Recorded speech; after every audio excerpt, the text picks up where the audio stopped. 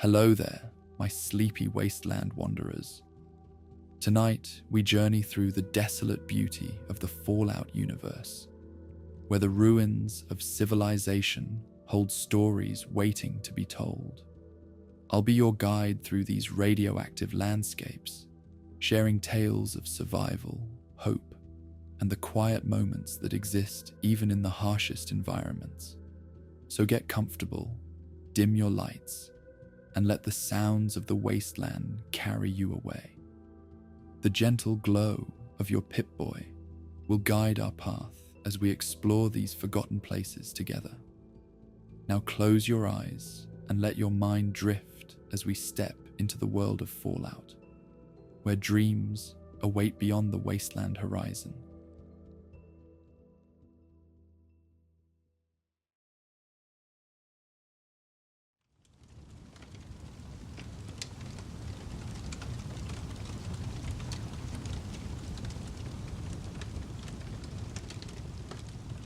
Twilight spread across the wasteland in gentle brushstrokes of amber and purple, painting the broken world in colors that momentarily softened its harsh edges.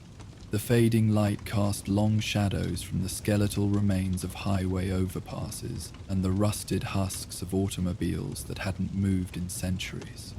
As darkness slowly claimed the landscape, the temperature began its gradual descent, bringing a quiet chill that would soon blanket the Commonwealth in nocturnal silence. Along a cracked and weathered highway that stretched toward the distant horizon like an ancient, broken spine, a solitary figure walked with unhurried determination. The Ghoul's silhouette stood stark against the dying light, lean and slightly stooped, moving with the measured pace of someone who had walked countless miles and expected countless more ahead. A tattered duster coat hung from bony shoulders, its original color long since surrendered to the wasteland's unforgiving elements. A wide-brimmed hat, remarkably intact compared to the rest of the wanderer's attire, shaded eyes that had witnessed the world's ending and its strange, irradiated rebirth. Elijah was his name, though few now lived who remembered it, or the man he had once been.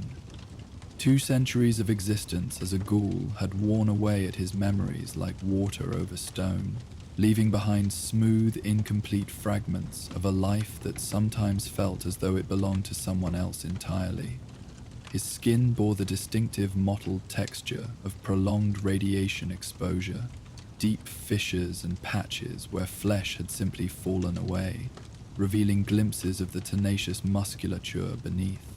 Yet his eyes remained remarkably clear, observant and patient, carrying a quiet dignity that spoke of a soul unbowed by the centuries. As full darkness settled over the wasteland, Elijah paused his journey. With the practiced efficiency of someone who had established this routine countless times before, he moved slightly off the highway to a small clearing partially protected by the concrete remnants of what had once been a roadside rest area. The broken walls provided modest shelter from the evening wind that swept across the open terrain, carrying the distinctive scent of dust, rust, and the subtle ionized tang that had permeated the air since the bombs fell. From his weathered pack, Elijah extracted the essentials for his evening camp. A small tin pot, carefully preserved and maintained despite its age. A handful of carefully rationed dried mut fruit and Brahmin jerky. A canteen of water collected from a relatively clean stream 2 days prior. His movements carried neither hurry nor hesitation, simply the quiet rhythm of necessary tasks, performed with an almost meditative attention. Another night on the road, he murmured to himself, his voice carrying the distinctive raspy quality common to ghouls, like sand shifting over ancient stones. Another day closer, perhaps. The small fire he built used minimal fuel, just enough to heat his modest dinner without drawing undue attention from whatever might prowl the wasteland night. As flames cast their gentle illumination across his ravaged features, Elijah withdrew a folded paper from an inner pocket of his duster. A map, hand-drawn and extensively annotated. The paper softened by years of handling and protected with almost reverent care. His radiation-roughened fingertip traced a path northward along faded highways, past landmarks both pre-war and those that had risen after the bombs fell. Scattered notes filled the margins in cramped, precise handwriting. Distances, terrain observations, potential hazards, and occasional fragments of memory that might prove relevant to his journey. Near the uppermost edge of the map, a circle had been drawn around a location labeled simply Milford, the destination that had drawn him along these broken roads for longer than most humans lived. Milford, he whispered to the night, the name carrying the weight of both question and hope. Had it survived the centuries? Did anything remain of the town he had once called home? Or had time and the unforgiving wasteland claimed it as thoroughly as they had claimed his original skin? Reports had varied wildly among the travelers he had encountered. Some claimed the town had been reduced to ash during the initial bombing, others that it had survived only to fall later to raiders or super mutants, or simply the slow decay of abandonment. A caravan guard 3 months back had mentioned a settlement in that region, rebuilt rather than preserved, bearing the same name but perhaps nothing else of what Elijah sought. The uncertainty would have discouraged a younger traveler, but Elijah had long since made peace with ambiguity. The journey itself provided purpose, regardless of what waited at its end. As he ate his simple meal with the deliberate appreciation of someone who had known true hunger, Elijah's thoughts drifted back through the decades, sifting through memories like one might sift through the rubble of collapsed buildings, searching for something still intact.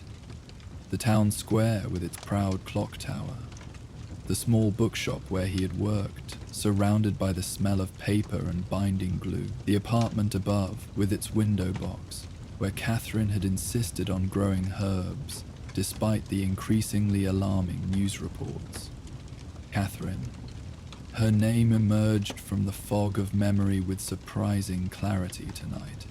Her face followed more reluctantly, features assembled piece by piece like a jigsaw puzzle with missing sections.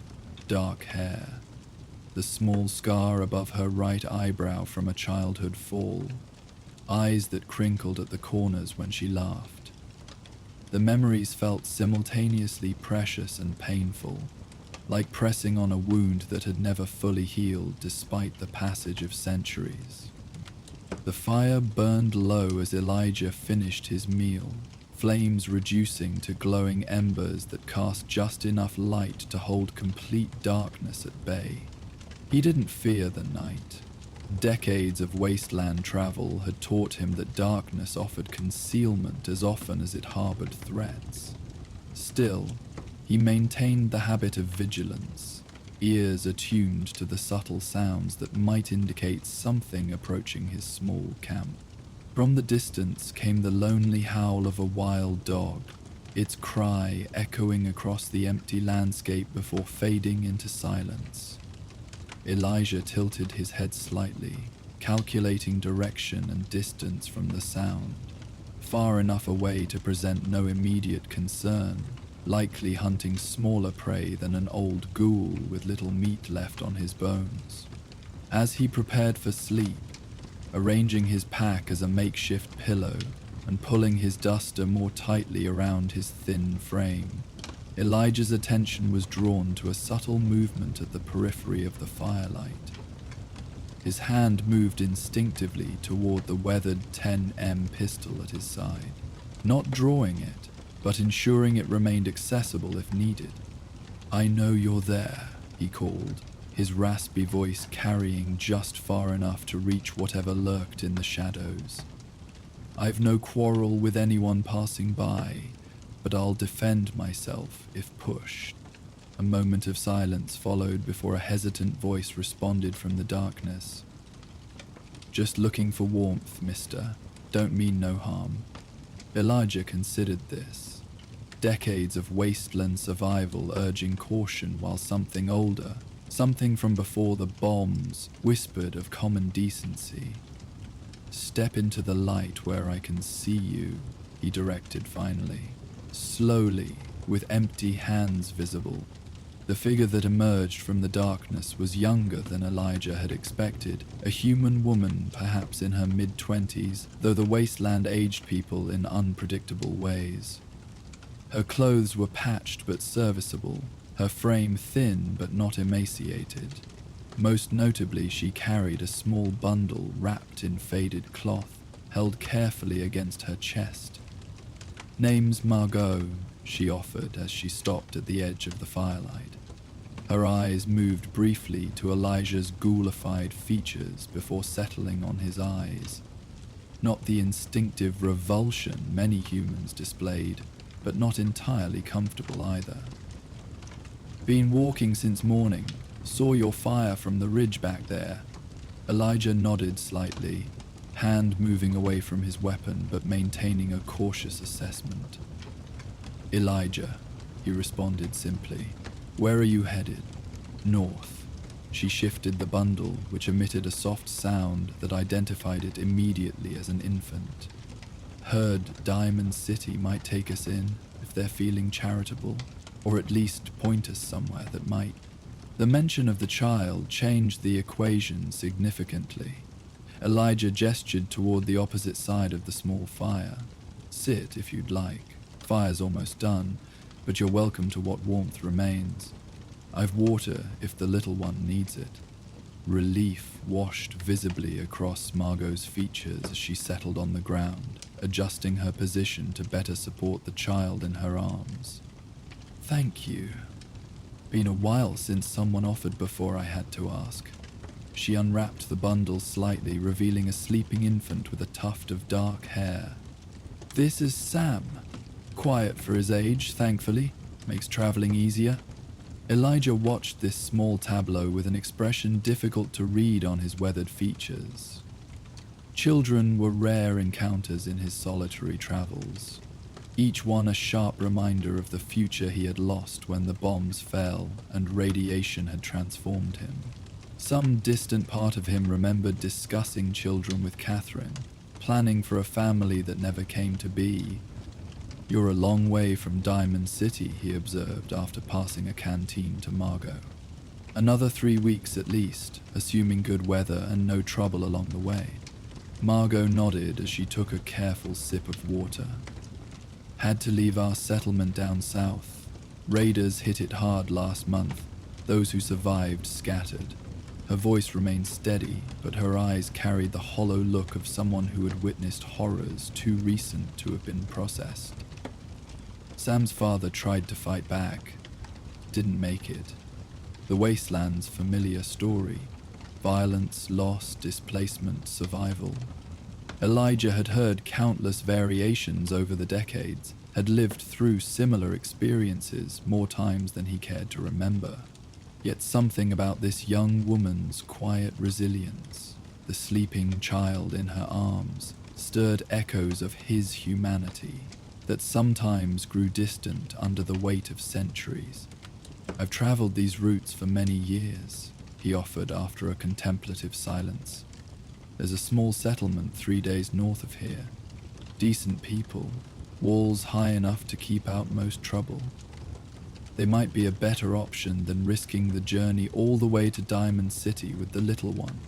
Margo considered this information with the careful evaluation of someone whose survival depended on judging both threats and opportunities accurately. "You've been there recently? They take in strangers?" 6 months ago. They were cautious but not unwelcoming." Elijah reached for his pack, extracting a smaller version of his map. With careful precision, he marked the location of the settlement and several landmarks that would guide the way. They trade with caravans regular enough to maintain supplies, remote enough to avoid most raider interest. As he handed the map across the dying fire, their fingers briefly connected, smooth human skin against the roughened texture of his ghoulified hand. Margaret accepted the map without hesitation or disgust, a small kindness that registered more deeply than she likely realized. "Why help us?" she asked directly, tucking the map securely into her jacket. "Wastelands not known for charity." Elijah's expression shifted subtly, something almost like a smile appearing in his milky eyes, if not quite forming on his damaged lips. "I was human once, a very long time ago. Try to remember what that meant." He paused, gaze drifting toward the stars visible between scattered clouds. "Besides, I'm heading north myself. We could travel together for a few days if you'd prefer the company. Safer that way." The offer surprised him almost as much as it seemed to surprise Margo.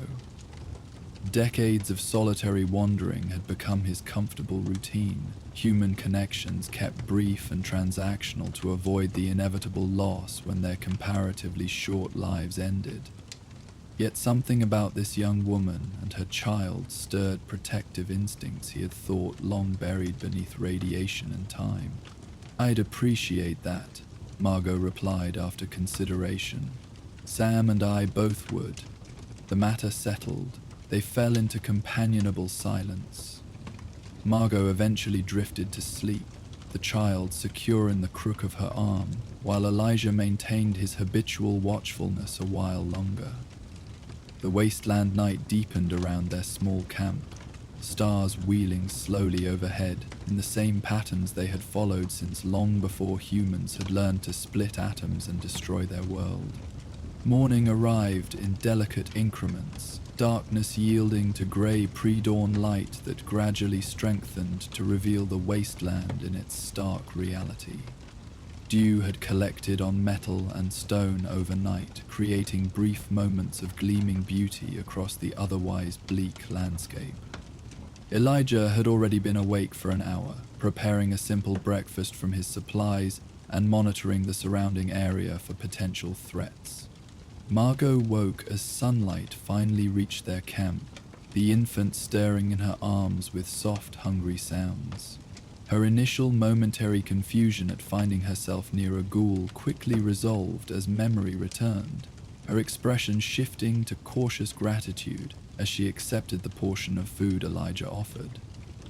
"Been a while since someone watched over us while we slept," she commented as she adjusted her clothing to feed the infant. "Thank you for that." Elijah nodded acknowledgement while giving her privacy, focusing his attention on preparing for the day's journey. "We should reach Bryson Creek by nightfall if we maintain steady pace. Clean water there, better shelter than this roadside." They departed as the sun cleared the eastern horizon, falling into a comfortable walking rhythm along the broken highway. Elijah naturally adjusted his longer stride to accommodate Margo's pace, particularly when she carried Sam, rather than using the simple sling she had fashioned to keep her hands free. Their conversation emerged in sporadic intervals between periods of watchful silence. Not the uncomfortable quiet of strangers, but the natural rhythm of fellow travelers, conserving energy for the long road ahead. "You mentioned you're heading north," Margo noted during one such exchange. "Anywhere specific, or just wandering?" Elijah considered how much to share, habitually private about his personal quest, yet something about their shared journey loosened his usual reserve. "A town called Milford, or what might remain of it. It was my home before the war." Margo's steps faltered momentarily as comprehension dawned. "Before the war? You mean you're over 200 years old, yes," Elijah confirmed with the faintest hint of amusement at her reaction. "Wasn't always this handsome. The radiation took care of that, but gave me an extended stay in return." "I've met ghouls before," Margo replied, adjusting Sam in his sling, "but never anyone who remembered the world before. What was it like?" This question, so simple yet so vast, had been asked of Elijah many times over the decades. His answer varied depending on his mood, the questioner how close particular memories felt on any given day. This morning, walking beside a young mother and her child under a sky that remained stubbornly the same shade of blue it had been before nuclear fire changed everything else, he found himself drawn toward honesty rather than deflection. Imperfect, he began thoughtfully. We had our troubles, our inequalities, our conflicts, but there was order. Buildings that weren't falling apart. Green everywhere instead of just in scattered pockets. You could drink from streams without worrying about radiation. Children played outside without needing guards. His voice softened. The world had sharp edges then too, but they weren't quite so likely to kill you just for existing. Margo absorbed this with thoughtful silence, perhaps trying to imagine such a world while carrying her child through its radioactive remains. And this, Milford, you think it might still be there after all this time? Unlikely, Elijah admitted, his raspy voice carrying no particular bitterness at this acknowledgement. But I need to know. I left, abruptly. When the sirens started, I was across town, never made it home before the bombs fell. His gaze remained fixed on the horizon as he spoke, as though he might see all the way to his destination through sheer determination. Never knew if Catherine, my wife, made it to the shelter. Never said goodbye. The personal detail emerged unexpectedly, surprising him with its sudden appearance after being held close for so many decades. Margo seemed to understand the significance of such sharing from an obviously private man, offering neither empty consolation nor prying questions in response. We all carry someone, she said simply, her free hand briefly touching a crude leather necklace that presumably held some memento of Sam's father. Hope you find your answers there. Their journey continued through terrain that transitioned gradually from flat wasteland to rolling hills with occasional patches of stubborn vegetation. Elijah maintained constant vigilance, his centuries of survival instinct never fully relaxing despite the relatively peaceful day. Twice he directed them to altered routes to avoid potential hazards, once circling wide around a collapsed overpass that might harbor creatures or less savory human elements, and later diverting through a shallow gully when distant movement suggested a possible raider scouting party on the ridge above. Around midday, as they paused briefly near a relatively intact pre-war service station to rest in its shadow, a new sound interrupted the wasteland's usual ambient noise. The distinctive growl of Mongols approaching from the east, likely drawn by the scent of humans in an otherwise empty territory. Inside, Elijah directed immediately, ushering Margo toward the service station's partially collapsed but still defensible structure. 4, maybe 5 from the sound, hungry from the speed of their approach. They secured themselves within the building just as the pack came into view. 5 emaciated mongrels with radiation-patched fur and the desperate aggression of predators struggling to survive in the wasteland's harsh ecosystem. Elijah positioned himself in the doorway, while Margo retreated to the farthest corner, shielding Sam, who had begun to fuss at the sudden movement and tension. The lead mongrel approached with hackles raised, lips pulled back from radiation-pale teeth in a warning snarl. Elijah raised his pistol but held fire, knowing that noise would only draw more attention to their position and waste valuable ammunition. Instead, he extracted a combat knife from his boot, a practical weapon he had maintained with the same care as all his limited possessions. Stay back, he cautioned Margo, his voice calm despite the imminent confrontation. They're after easy prey. If they realize we'll fight back, they may reconsider. The lead mongrel launched itself forward with sudden explosive energy, jaws snapping toward Elijah's extended arm. With the fluid motion born from decades of survival, he sidestepped and brought the knife down in a precise arc that caught the creature mid-leap. The mongrel fell with a sharp yelp that silenced almost immediately, its momentum carrying it past Elijah to lie motionless on the cracked concrete floor. The remaining pack hesitated, animal intelligence reassessing the potential meal against the demonstrated danger. Elijah maintained his defensive position, knife held at ready angle, his damaged features set in grim determination. For several tense moments, the outcome remained uncertain. Then, with reluctant growls, the Mongols retreated, circling wide around the building before disappearing back toward the east, in search of less dangerous prey. Elijah waited several minutes to ensure they had truly departed before relaxing his stance, cleaning his blade methodically on a scrap of cloth before returning it to its sheath. The entire encounter had lasted less than 2 minutes. A brief eruption of violence resolved with minimal energy expenditure, exactly as wasteland survival demanded. "You all right?" he asked, turning toward Margo with concern evident beneath his usual stoic expression. She nodded, soothing the baby who had begun crying during the confrontation. Yes, that was efficient. There was no judgment in her tone, simply the recognition of necessary skill in their harsh reality. "Experience," Elijah responded with a modest shrug. "When you've lived as long as I have, you learn to end conflicts quickly, or avoid them entirely." He examined the mongrel carcass briefly before dragging it outside, removing it from their temporary shelter. "We should move on soon. Where there's one pack, others may follow." They resumed their journey after ensuring Sam was settled and their supplies remained secure.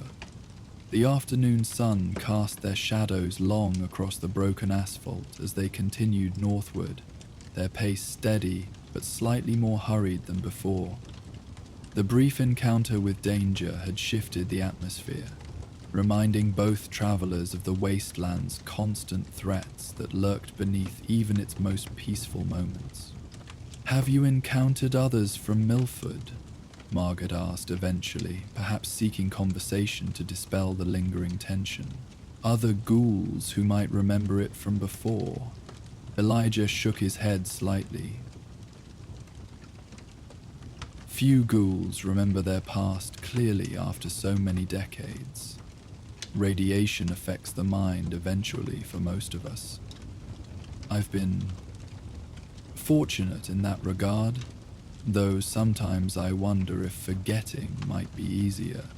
"I don't think so," Margo replied with quiet certainty. "Memories are all some of us have left. Good or painful, they are what make us who we are." She glanced down at Sam, sleeping peacefully against her chest despite their steady walking pace. "I want him to know about his father someday, even though remembering hurts me now." These words resonated with unexpected depth, touching something fundamental in Elijah's prolonged existence. His quest for Milford represented exactly this philosophy, the determination that memories mattered, that connections remain significant even when stretched across centuries, that knowing was preferable to comfortable uncertainty. "Wise perspective from someone so young," he observed, genuine respect evident in his raspy voice. Margot's laugh carried a surprising lightness. The wasteland doesn't allow for slow growing up. You learn what matters quickly, or you don't survive to learn at all. Their conversation continued intermittently as the day progressed, touching on practical matters of survival, occasional observations about the landscape they traversed, and sparse personal details that gradually built a picture of mutual respect, despite their vastly different experiences. By late afternoon, as the sun began its westward descent, the terrain had shifted notably, more vegetation appearing in scattered groves, suggesting slightly less radiation in the soil, the occasional remnants of structures becoming more frequent as they approached what had once been a more developed area. Bryson Creek should be just beyond that rise, Elijah noted, gesturing toward a gentle hill ahead, where trees grew with surprising vitality compared to the barren landscape they had traveled through that morning. We'll find better shelter there for the night. The settlement I mentioned is another 2 days' journey if we maintain similar pace. As they crested the hill, the promised creek came into view below, a narrow but clean-flowing waterway cutting through a small valley where pre-war houses stood in various states of decay. Most had collapsed entirely, but several remained partially intact, their weathered structures offering potential shelter for travelers wise enough to check for hostile occupation before approaching. They descended carefully into the valley, Elijah leading with practiced vigilance, checking for signs of recent activity that might indicate danger. Finding nothing more concerning than old campfire remains and the occasional radroach skittering away at their approach, he selected a small cabin set slightly apart from the other structures. Its roof remained mostly intact, its walls solid enough to provide both shelter from the elements and modest defense if needed. This will serve for the night, he determined after a brief inspection of the interior. Previous travelers have used it regularly but kept it in reasonable condition. Unusual respect for the wasteland. As evening approached, they established a more comfortable camp than the previous night had allowed. Elijah secured the structure while Margo attended to Sam's needs, their division of responsibilities emerging naturally without discussion. A small fire in the cabin's ancient hearth provided warmth and cooking capability, with minimal external visibility. Its gentle light creating an almost homely atmosphere within the weathered walls. While preparing their evening meal, supplemented by several moot fruit Elijah had spotted growing wild near the creek, Margo watched him with thoughtful consideration. "May I ask you something personal, Elijah?" He nodded cautiously, habitually private but finding himself increasingly comfortable in this unexpected companionship. "You may ask. I reserve the right not to answer." "Fair enough." She adjusted Sam in her lap as she spoke. "After all this time, all these years of searching, what will you do if Milford is simply gone? If there's nothing left to find?" The question struck directly at the uncertainty that had accompanied Elijah's quest from its beginning. The possibility that his journey might end with only absence where he hoped for answers. He considered his response carefully, finding himself unwilling to offer platitudes to this young woman who had already seen enough of life's harsh realities to recognize false comfort. "Then I'll know," he said finally, his milky eyes reflecting the small fire's flames. "That itself has value. I'll find a quiet place, perhaps where I can remember what was without constantly searching for what might remain. There are settlements that accept ghouls for their experience and knowledge. I could contribute something useful with whatever time I have left." Something in his tone caused Margo to look at him more sharply. "You speak as though you're near the end. I thought ghouls were essentially immortal, unless killed." A subtle expression that might have been a smile crossed Elijah's weathered features. "Nothing is immortal, child. Ghouls live a very long time, yes, but eventually the radiation that changed us catches up. I've seen it happen to others. The mind goes first for most, memories fading, personality changing, eventually resulting in the feral state. Others simply stop. The body finally surrenders after fighting for so many decades." He stirred the small pot of stew simmering over the fire before continuing, his voice carrying no particular fear or sorrow at this acknowledgement. "I feel the change coming, slower than for many, but present nonetheless. I want to find Milford before that happens, to know Catherine's fate one way or another, while I still remember her face." The honesty of this admission hung in the air between them, neither uncomfortable nor dramatic, simply the truth of one being's existence shared with another who had asked sincerely. Margo absorbed this with the same direct acceptance she had shown toward his ghoulified appearance and centuries of life. "I hope you find your answers," she said simply, genuine compassion in her voice, "and I hope they bring you peace." The evening progressed into full night as they finished their meal and prepared for sleep. Elijah insisted on taking the first watch, despite Margo's protest that he had done the same the previous night.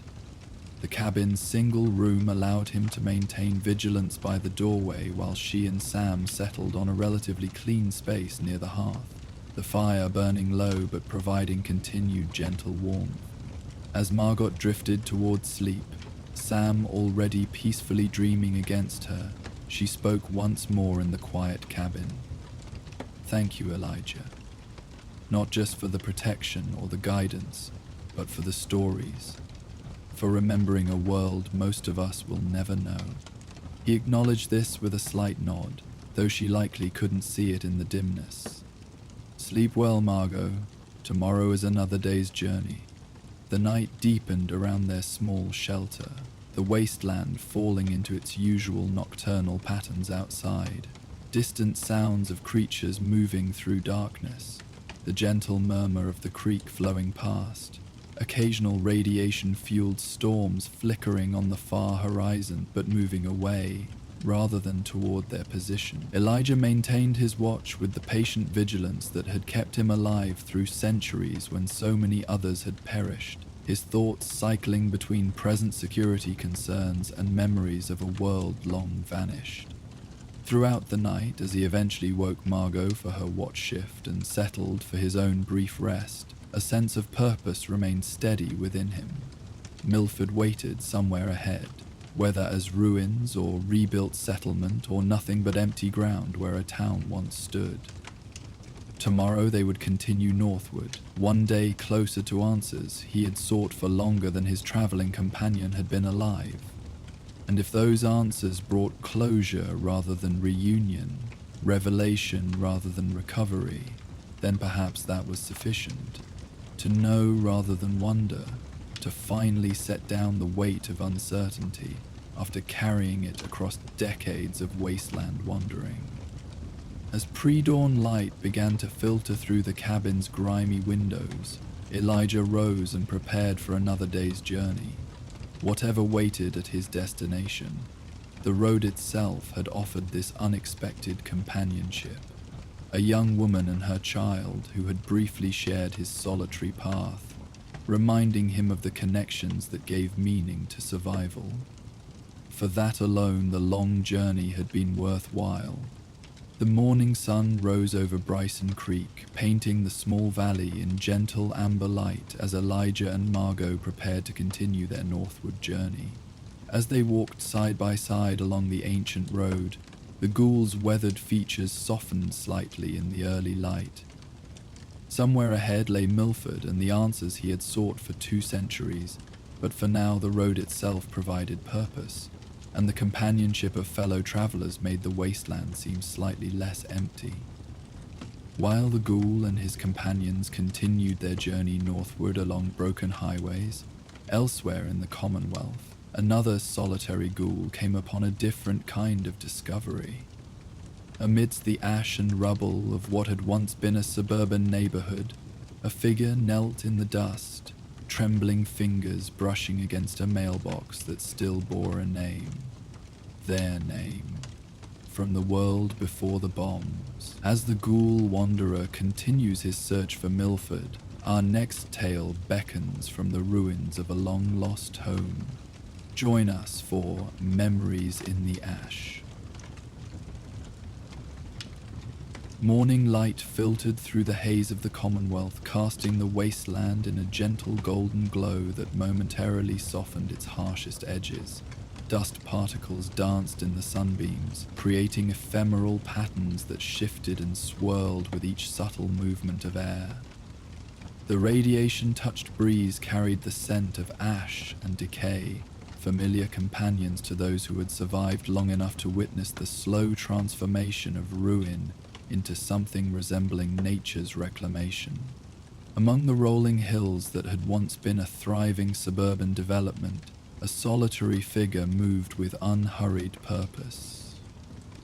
The ghoul's silhouette stood stark against the morning light, tall and slightly stooped, wrapped in layers of weathered clothing that had been mended countless times with whatever materials the wasteland provided. A faded scarf covered the lower portion of his face, not from shame of his ghoulified features, but as practical protection against the ever-present dust that swirled through these forgotten neighborhoods.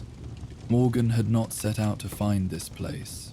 His wandering had been purposeless for decades, one settlement blending into another, one year fading into the next, with the hazy indistinction that came from living far beyond a natural human lifespan.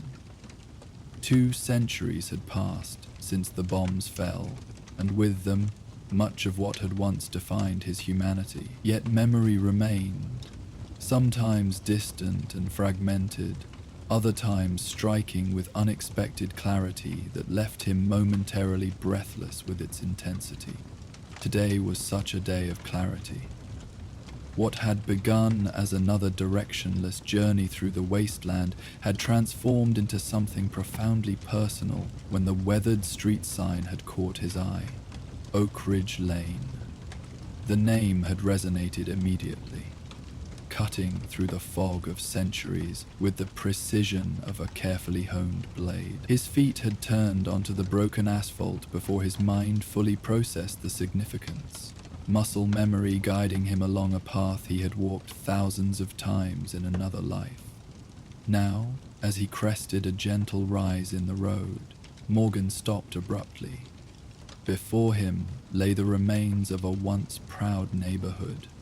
Oak Ridge Heights, the development had been called, its homes representing the pinnacle of suburban achievement just before the world ended. Most structures had collapsed entirely, reduced to scattered rubble and twisted metal by nuclear fire and 2 centuries of unrelenting weather. Others stood as partial skeletons, walls missing, roofs caved in, yet somehow maintaining a ghostly suggestion of their former shape. "Home," Morgan whispered, his voice carrying the distinctive rasp common to ghouls, like sand shifting over stone. The word emerged unbidden, drawn from some deep reservoir of memory that had survived radiation and time. With measured steps, he continued down the gently sloping street, his eyes scanning the ruined houses with growing intensity.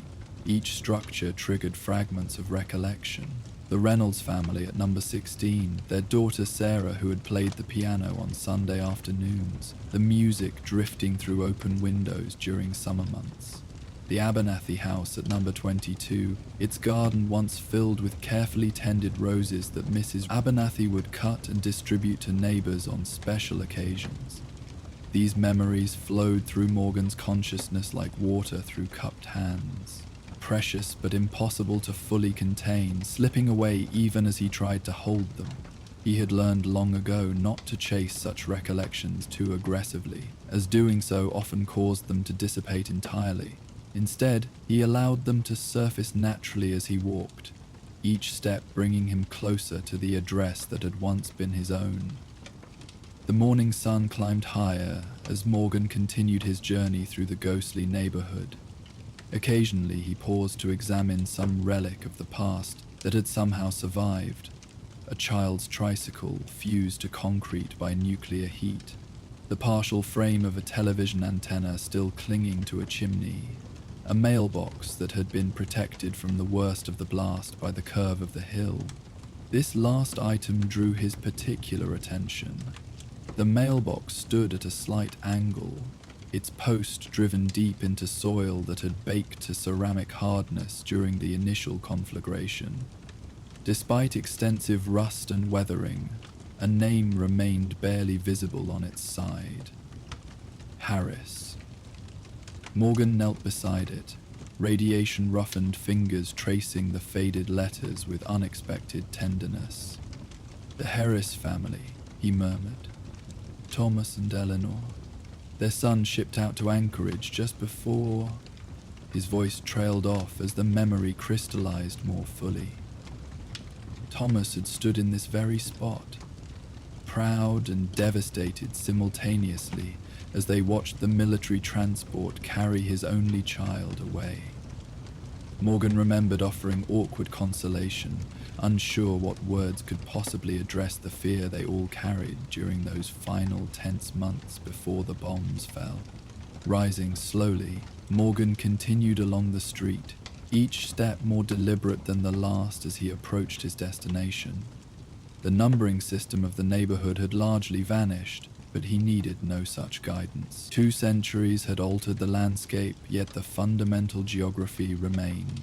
The curve of the street, the gentle slope of the hill, the distinctive oak tree that had somehow survived nuclear fire and radiation to stand, gnarled but alive near what had once been the corner of his property. When Morgan finally stopped, it was before a plot largely indistinguishable from the others surrounding it. Broken concrete, twisted metal, the scattered debris of a life obliterated in nuclear fire. Yet to his eyes, the boundaries of the property remained clear. Here the driveway had curved toward the garage. There the front walkway had led to steps ascending to the porch. Beyond had stood the living room with its large picture window facing the morning sun. "Number 37 Oak Ridge Lane," he stated quietly, as if making an introduction to some invisible companion. "The Williams residence." For several moments, Morgan simply stood motionless, allowing his gaze to move slowly across the ruined property. The physical devastation was complete. Nothing remained that would identify this particular plot of rubble as different from any other on the street. Yet in his mind's eye, he could see the house as clearly as if the bombs had never fallen. The soft blue paint his wife had insisted on despite the neighborhood association's preference for more subdued colors. The white trim around windows and doors. The flower boxes his daughter had helped plant each spring. With careful steps, Morgan began to move through the ruins, navigating the scattered debris with the confidence of someone following a map only he could see. Here had been the front door, its brass knocker always meticulously polished. There had stood the hall table where mail accumulated until his wife insisted it be sorted. The living room had extended in this direction, the kitchen in that one. The stairs to the second floor had ascended just so. As he reached what would have been the center of the house, Morgan slowly lowered himself to sit on a relatively flat piece of concrete, removing his worn pack and placing it carefully beside him. From within, he extracted a canteen of purified water and took a measured sip, his eyes never leaving the surrounding ruins. The water was a practical necessity. Ghoul physiology still required hydration despite its remarkable resilience to radiation and aging, but the pause also served a deeper purpose, allowing him to center himself before continuing this unexpected pilgrimage into his past. "I never thought I'd find you again," he said softly to the ruins. "Never thought I'd remember enough to recognize what remained." Memory was treacherous territory for ghouls who had survived since the war. Some lost their minds entirely, the radiation that preserved their bodies gradually eroding their cognitive functions until only feral instinct remained. Others retained their faculties, but found their pre-war memories increasingly fragmentary, like photographs faded beyond recognition. Morgan had been more fortunate than many, his mind remaining largely intact despite the centuries, though certain periods had become indistinct, and specific details sometimes eluded him entirely. Yet here, surrounded by the physical remnants of his former life, memories surfaced with surprising clarity. He could almost hear his daughter Emily's laughter as she practiced ballet moves in the living room, could almost smell the Sunday roasts his wife Rebecca prepared with such care, could almost feel the texture of the newspaper he had read each morning at the breakfast table, blissfully unaware that the headlines presaged the end of their world. As Morgan sat in contemplative silence, a subtle movement at the periphery of his vision drew his attention. Turning slightly, he observed a young man picking through the ruins of a house several plots away. The stranger appeared to be in his early 20s, dressed in the practical layered clothing common to wasteland scavengers, a small pack slung across his back and simple tools hanging from his belt. His movements showed the careful efficiency of someone experienced in extracting value from devastation without triggering structural collapses or other hazards. For several minutes, Morgan simply watched the young scavenger work, neither concealing his presence nor announcing it. There was no particular threat in the young man's behavior, just the routine salvage operations that had become part of the post-war economy, finding usable materials or artifacts from the old world that might serve some purpose in the new one. Morgan had engaged in similar activities himself over the decades, understanding that pragmatism often required disturbing what might otherwise be treated as memorial grounds. Eventually, the scavenger became aware of Morgan's presence, his head lifting abruptly at the realization he was being observed. A moment of tension passed between them, the instinctive wariness of wasteland encounters where violence was always a possibility, before the young man offered a tentative nod of acknowledgement. "Didn't realize anyone was around," he called, his voice carrying easily in the morning stillness. "Not looking for trouble, just salvage." Morgan returned the nod, his raspy voice pitched just loudly enough to reach the young man without shouting. "No trouble offered. These ruins hold no claim of mine beyond memory." This answer appeared to intrigue the scavenger, who after a moment's consideration shouldered his pack and began moving cautiously in Morgan's direction. He maintained a respectful distance, close enough for conversation but far enough to react if the situation turned hostile. The careful calculation of wasteland interaction where trust was a luxury few could afford. "You know this place?" the young man asked, gesturing to the surrounding ruins. "From before, I mean." Morgan nodded slightly, his ghoulified features revealing little expression but his milky eyes remaining fixed on the scavenger with careful assessment. "I lived here, before the bombs." This simple statement clearly impacted the young man, whose casual demeanor shifted to something approaching reverence. Pre-war ghouls were uncommon enough that meeting one remained noteworthy, particularly one who could identify specific locations from the world before. For a scavenger who made his living extracting value from that vanished civilization, such an encounter represented rare access to context that might otherwise remain forever lost. "Thomas," the young man offered after a moment, tapping his chest in simple introduction. "I work salvage between here and Cambridge. Mostly tech components, copper wiring, that kind of thing. Nothing heavy." Morgan, the ghoul, responded in kind. Once of number 37 Oak Ridge Lane, now of nowhere in particular.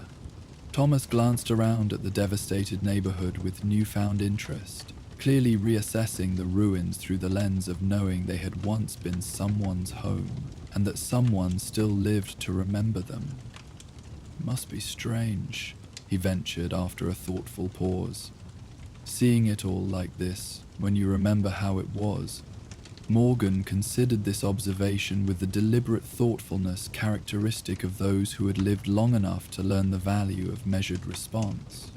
"Strange isn't quite adequate," he finally replied, his raspy voice carrying no particular bitterness, despite his words. "Imagine everything that defines your existence, not just possessions but connections, context, the entirety of your place in the world, obliterated in a moment, yet you alone remain, carrying memories no one else shares, or perhaps even believes." Thomas absorbed this with surprising solemnity for one so young, perhaps understanding that he was receiving rare insight into an experience few could claim. "Is that why you came back here? To remember?" I didn't intend to return, Morgan admitted, shifting slightly on his concrete seat. Found myself here by chance, or perhaps not entirely by chance. The mind has its own map sometimes, leading us places we didn't consciously seek. Their conversation might have continued along this philosophical path, had Thomas not suddenly exclaimed in surprise, his attention caught by something glinting among the rubble near his feet. Bending down, he carefully extracted an object from between broken pieces of concrete, brushing away accumulated dust with gentle fingers. "Look at this," he said with genuine wonder, holding up his discovery, completely intact, not even much corrosion. The object was a small silver picture frame, its glass remarkably unbroken, despite the destruction that had claimed everything around it. Though tarnished by 2 centuries of exposure, the frame itself remained intact, its delicate engraved pattern still visible along the edges. Most remarkably, it still contained a photograph, faded significantly but recognizable as a family portrait showing a man, woman, and young girl standing before a house, their smiles preserved despite the passage of time and nuclear fire. Morgan's reaction was immediate and visceral, a sharp intake of breath, his radiation-roughened hands suddenly trembling as he extended them toward the frame. Thomas, recognizing the significance instantly, stepped forward and carefully placed the object in the ghoul's waiting palms. "It's yours," Thomas said quietly, the question implicit in his tone. Morgan could not immediately respond, his attention entirely captured by the photograph he now held. His thumbs gently cleared additional dust from the glass, revealing more details of the image. The woman's dark hair, styled in the fashion of the late 2070s. The girl's missing front tooth creating a gap in her otherwise perfect smile. His own face smooth and unlined, bearing no indication of the transformation radiation would eventually impose. "Yes," he finally managed, his raspy voice barely audible. "My wife, Rebecca, our daughter, Emily, taken the summer before." He did not complete the sentence, did not need to. The bombs that fell in October 2077 formed an absolute dividing line in history that required no additional specification. Thomas remained respectfully silent, understanding he was witnessing something profound in the ghoul's reconnection with this tangible piece of his past. After several moments of watching Morgan study the photograph with intense concentration, the young scavenger spoke again, his tone carefully neutral. "I can leave you be if you'd prefer privacy, or I can help look for more. Might be other things survived in the concrete." This offer seemed to draw Morgan back from whatever memory had momentarily claimed him. He looked up from the photograph, his milky eyes refocusing on the young man with new appreciation. "You'd do that? Most scavengers I've encountered wouldn't pause their salvage for a ghoul's sentimentality." Thomas shrugged, a gesture that attempted casualness but couldn't quite mask the underlying compassion in his response.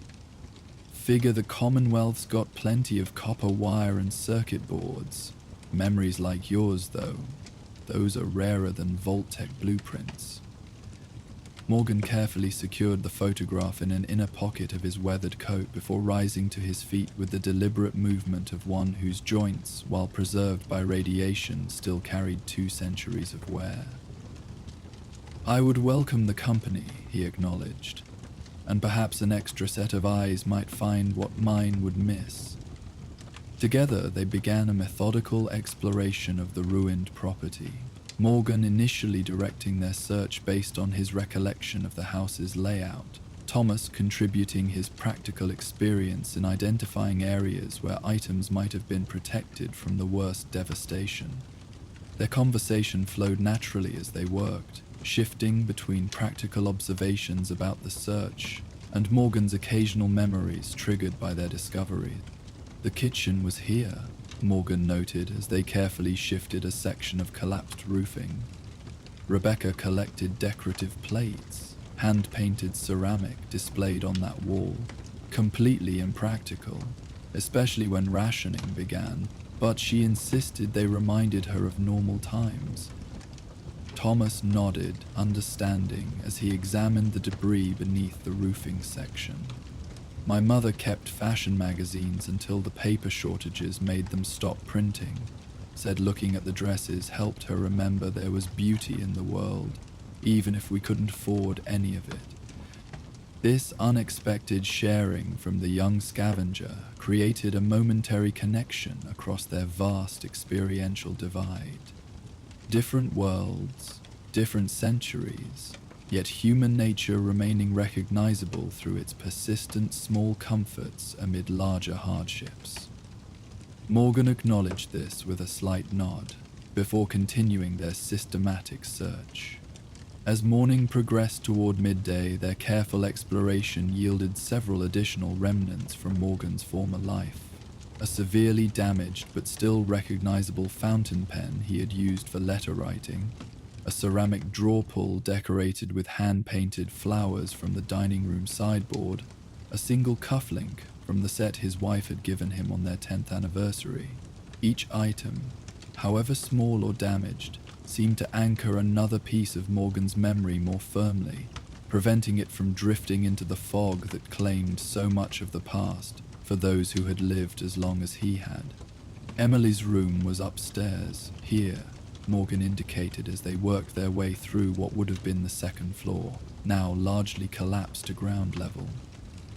Ballet posters on the walls, pink bedspread she insisted she'd outgrown but never actually replaced, bookshelf filled with adventure stories featuring girls having the kinds of experiences the world rarely allowed in reality. As he spoke, Thomas carefully shifted a section of drywall that had somehow remained partially intact despite the centuries. Beneath it lay a small space protected from the elements, and there, nestled among pulverized plaster and wood splinters, sat a small metal box with a ballerina figure mounted on its lid. "Is this?" Thomas began, carefully extracting the object without completing his question. Morgan went very still, his attention fixed on the music box with an intensity that seemed to momentarily transport him across the centuries. Emily's music box, he confirmed quietly, played a tune from Swan Lake when opened. She danced to it every evening before bed, practicing the movements her teacher had shown her that week. Thomas handed the box to Morgan with the careful reverence of someone handling a religious artifact, understanding that its value had nothing to do with caps or trade potential. The Ghoul accepted it with equal care, his radiation-roughened fingers tracing the outline of the ballerina figure that had survived while civilizations fell. After a moment's hesitation, Morgan attempted to open the lid. Centuries of corrosion initially resisted, but with gentle persistence, the hinges finally yielded. No music emerged. The mechanical components had long since deteriorated beyond function, but nestled inside, protected from the elements, lay a small piece of folded paper. With trembling fingers, Morgan carefully unfolded the fragile document. The writing had faded significantly, but remained legible enough to reveal a child's careful script. "Dad, gone to Uncle Peter's shelter with Mum. Meet us there when you get home. Love you. Meet you, Emily." The silence that followed seemed to extend beyond the ruined house to encompass the entire wasteland. Thomas remained motionless, instinctively understanding the profound significance of this discovery. Morgan's ghoulified features revealed little expression, but something in his posture, a subtle releasing of tension carried for centuries, spoke volumes. They made it to the shelter. he finally said, his raspy voice barely audible. "I always wondered. I was across town when the sirens started. Tried to get home, but the roads were chaos. By the time I reached the neighborhood, the first bombs had already hit the city center." Thomas hesitated before asking the question that naturally followed. The shelter, would it have protected them? Morgan carefully refolded the note before responding, his movements deliberate as he processed both memory and possibility. Peter had built a prototype reinforced facility in his basement. He worked for a company competing with Vault Tech, developing alternative shelter designs, not as sophisticated as an official vault, but substantial. Concrete reinforced with specialized metals, independent air filtration, modest supply storage. He paused, looking across the devastated landscape, as if seeing beyond it to possibilities long since determined but unknown to him. It might have protected them from the initial blasts. The radiation afterward might have given them a chance to evacuate before fallout settled. Or it might have become their tomb if systems failed. "You never found it? Never checked?" Thomas asked, then immediately regretted the question as potentially insensitive. Morgan showed no offense, however, his response measured and thoughtful. "I was changed by the radiation. The early days after the bombs were chaos, fire, destruction, people fleeing or dying. By the time I understood what had happened to me, what I had become, months had passed. I searched then, but much of the area remained too hot with radiation for extended exploration. Landmarks destroyed beyond recognition. Eventually, I accepted that I would never know." He carefully placed the note back in the music box and secured the lid. Until today. Their search continued through the afternoon, yielding few additional items of significance, but allowing Morgan time to process his discovery while engaged in the methodical activity of exploring the ruins. Thomas remained a respectful companion, offering practical assistance without intruding on the Ghoul's evident emotional journey. Occasionally, Morgan would pause to share another memory triggered by some aspect of the ruins. The corner where his daughter's height had been marked on the wall each birthday. The spot where they had gathered around the television to watch the lunar landing. The garden area where they had planted tomatoes during the food shortages. As evening approached, casting long shadows across the devastated neighborhood, they found themselves at the edge of the property, near the gnarled oak tree that had somehow survived nuclear fire and centuries of irradiated weather. Morgan placed his collected treasures carefully in his pack, each item wrapped in scavenged cloth to prevent damage during his continued travel. "Will you stay here now?" Thomas asked as they prepared to part ways. "Now that you've found it again?" Morgan considered this question with the deliberate thoughtfulness that came from centuries of existence. "No," he finally decided, his gaze moving across the ruined property with quiet acknowledgement. "This place belongs to memory now, not habitation. But I will remember the way back, should I wish to visit again." He turned to face the young scavenger directly, extending a hand in the formal gesture of appreciation rarely seen in wasteland interactions. "Thank you, Thomas. Your kindness today meant more than you can know." Thomas accepted the handshake with matching formality, clearly understanding its significance. It was an honor, truly. The Commonwealth's full of people scavenging without thought, taking without understanding, being part of remembering instead. That's worth more than anything I might have salvaged today. As the sun began its final descent toward the horizon, casting the wasteland in gentle amber light, they parted ways. Thomas heading toward Cambridge with his partially filled pack, Morgan moving in the opposite direction toward the open wasteland. The Ghoul's pace was unhurried but purposeful, his posture subtly different from when he had first approached the ruined neighborhood. The weight of uncertainty had lifted, replaced not with answers exactly, but with possibility. The knowledge that those he had loved might have survived, might have continued, might have found their own path through the broken world that followed the bombs. The music box rested securely in his pack, along with the photograph and other small relics of his former life. These physical connections to the past would travel with him now, tangible reminders that memory was not merely recreation but preservation, carrying forward what might otherwise be lost entirely to time and radiation. The note from his daughter represented both closure and opening, ending decades of wondering while beginning new consideration of possibilities he had long since abandoned. As night settled over the Commonwealth, stars emerging in patterns unchanged by the nuclear reshaping of the world below, Morgan continued his solitary journey. The wasteland stretched endlessly before him, harsh and unforgiving as it had been for 2 centuries. Yet something had shifted in his perception of it, not softened exactly, but contextualized by the day's discoveries. He had recovered not just objects, but orientation, not just relics, but relationship to a past he had feared lost entirely to radiation's slow erosion of memory. Tomorrow would bring new challenges, new territories, the constant vigilance required for survival in a world where danger emerged from countless sources. But tonight, walking beneath stars that had witnessed both the world's ending and its stubborn continuation, Morgan carried something precious alongside his practical provisions.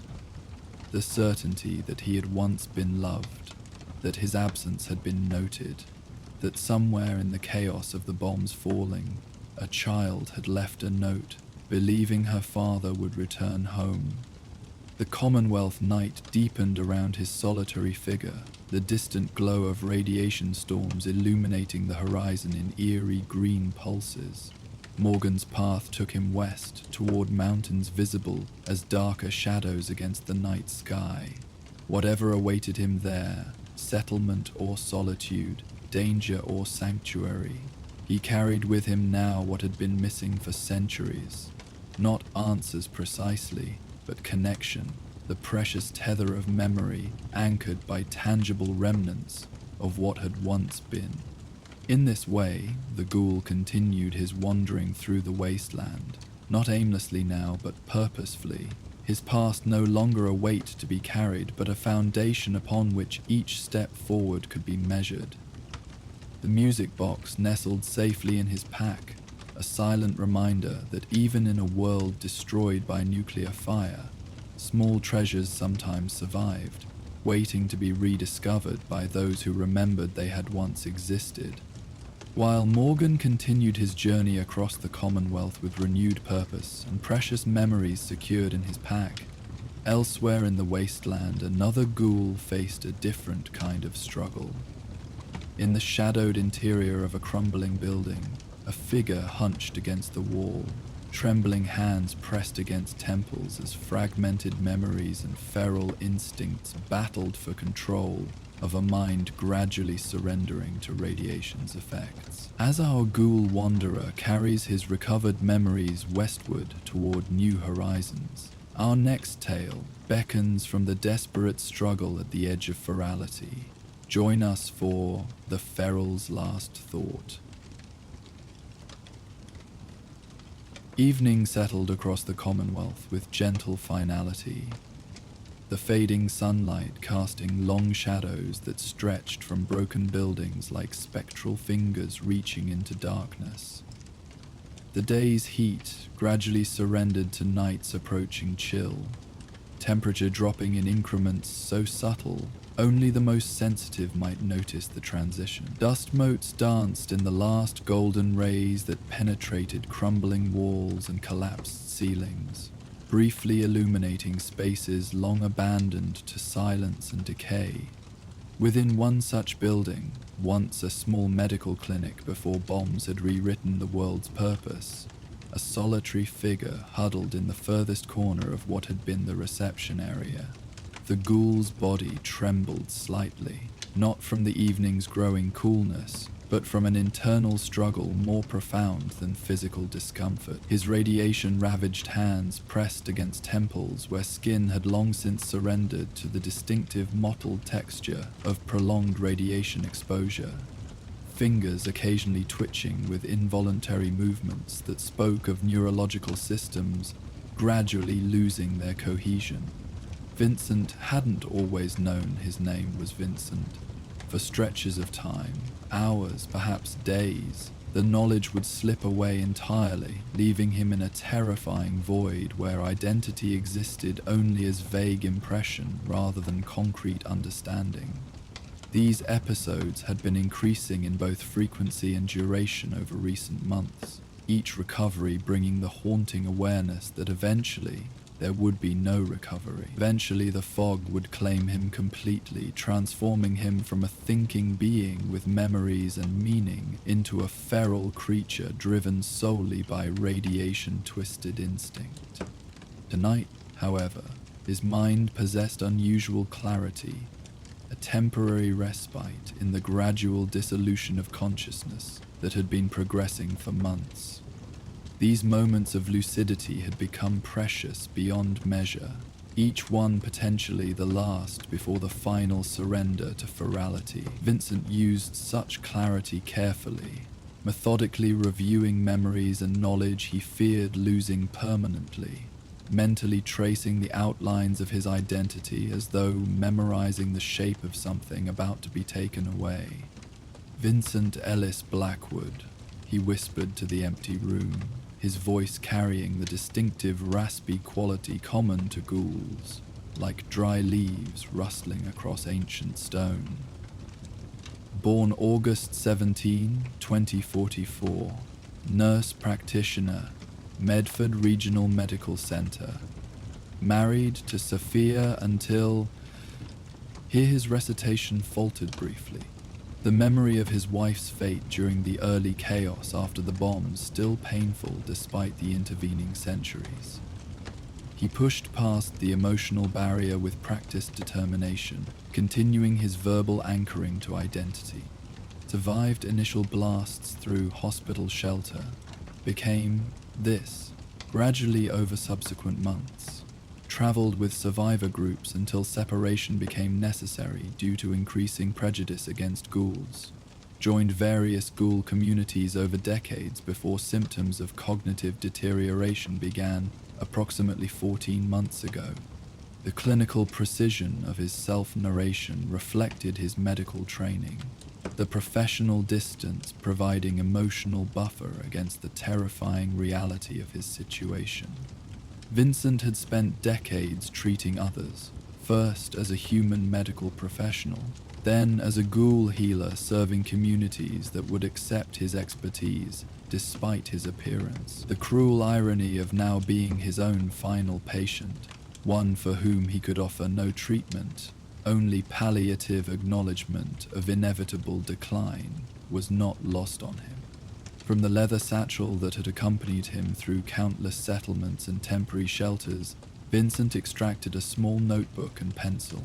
The journal represented his final defense against cognitive dissolution, daily entries documenting his remaining memories, moments of clarity, observations of his own deterioration. The medical professional in him maintained this record partly from scientific habit, but the human beneath the radiation-changed exterior wrote, to preserve some fragment of self that might outlast his mind's coherence. The pencil trembled slightly in his damaged hand as he recorded the date at the top of a fresh page. At least, what he believed to be the date. Calendar precision had become increasingly difficult to maintain as his episodes of confusion lengthened. Below this, he began a methodical account of his current mental state and the day's journey that had brought him to this temporary shelter. Experienced approximately 6 hours of cognitive clarity today, he wrote in careful script that belied his deteriorating neurological condition. Preceded by severe episode during early morning, found myself standing in unfamiliar location with no recollection of how I arrived there. Gradual return of awareness brought recognition of Lexington outskirts, determined to use period of clarity to locate secure shelter for.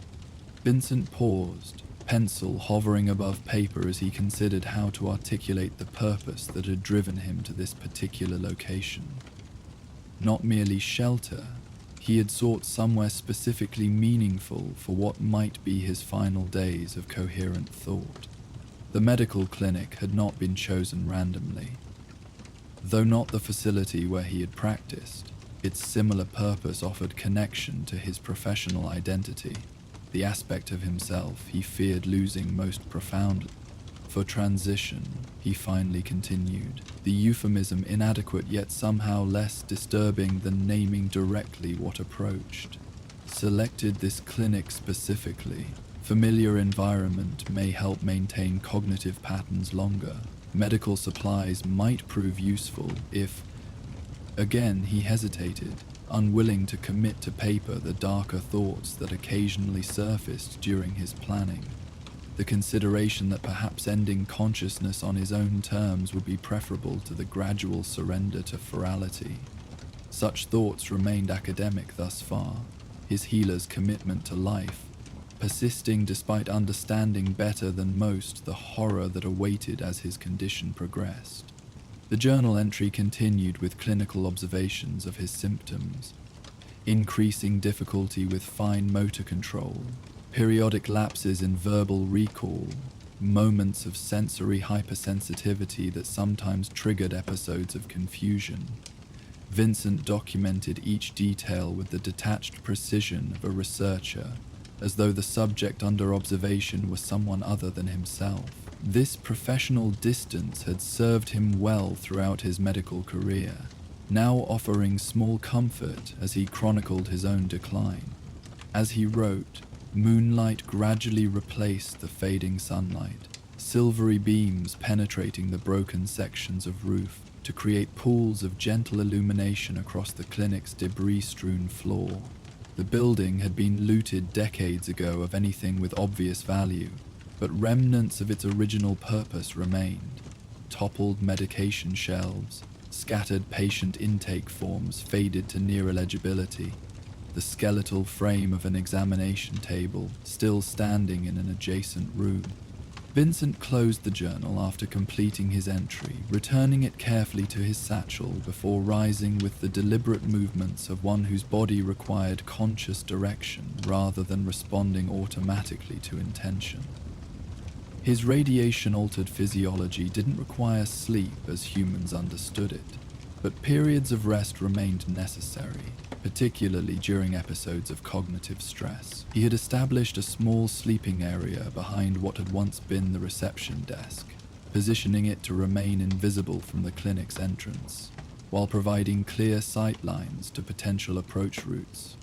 As he settled onto the thin bedroll that had accompanied him through countless temporary shelters, Vincent extracted a small object from an inner pocket of his weathered coat.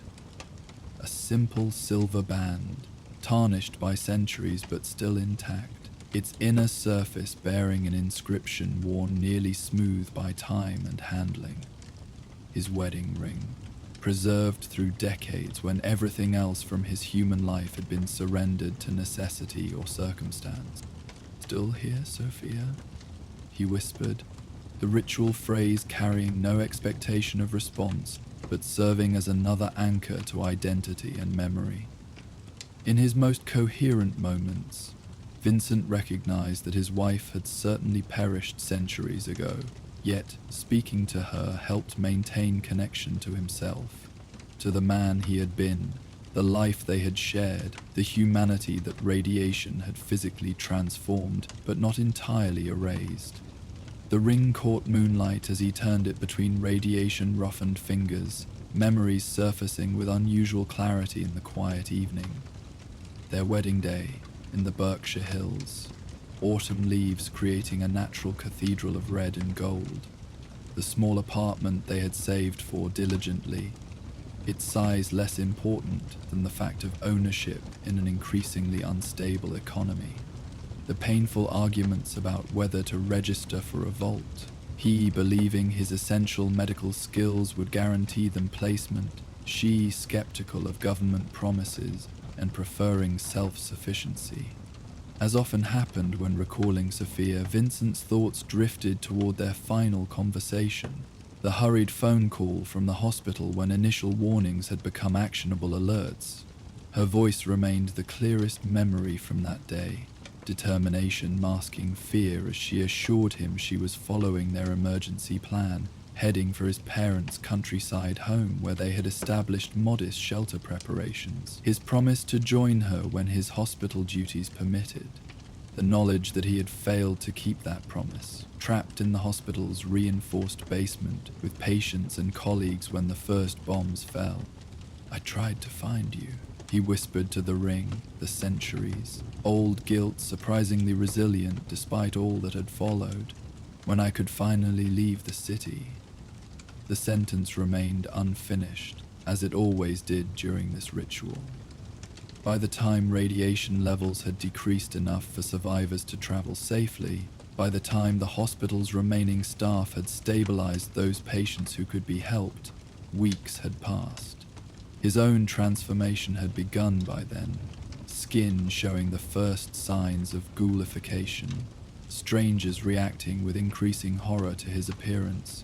The countryside journey had taken far longer than anticipated. Roads blocked by abandoned vehicles and collapsed infrastructure, some areas still dangerously radioactive.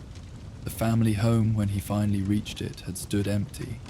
No bodies, no signs of violence, simply abandoned. Whether Sophia had arrived safely, whether she and his parents had been forced to leave by circumstances or other survivors, whether they had survived at all, these questions had remained unanswered through centuries of existence that followed. The uncertainty had accompanied him across decades, gradually shifting from acute grief to chronic melancholy as human lifespans ensured that whatever had happened, Sophia had long since passed beyond his reach.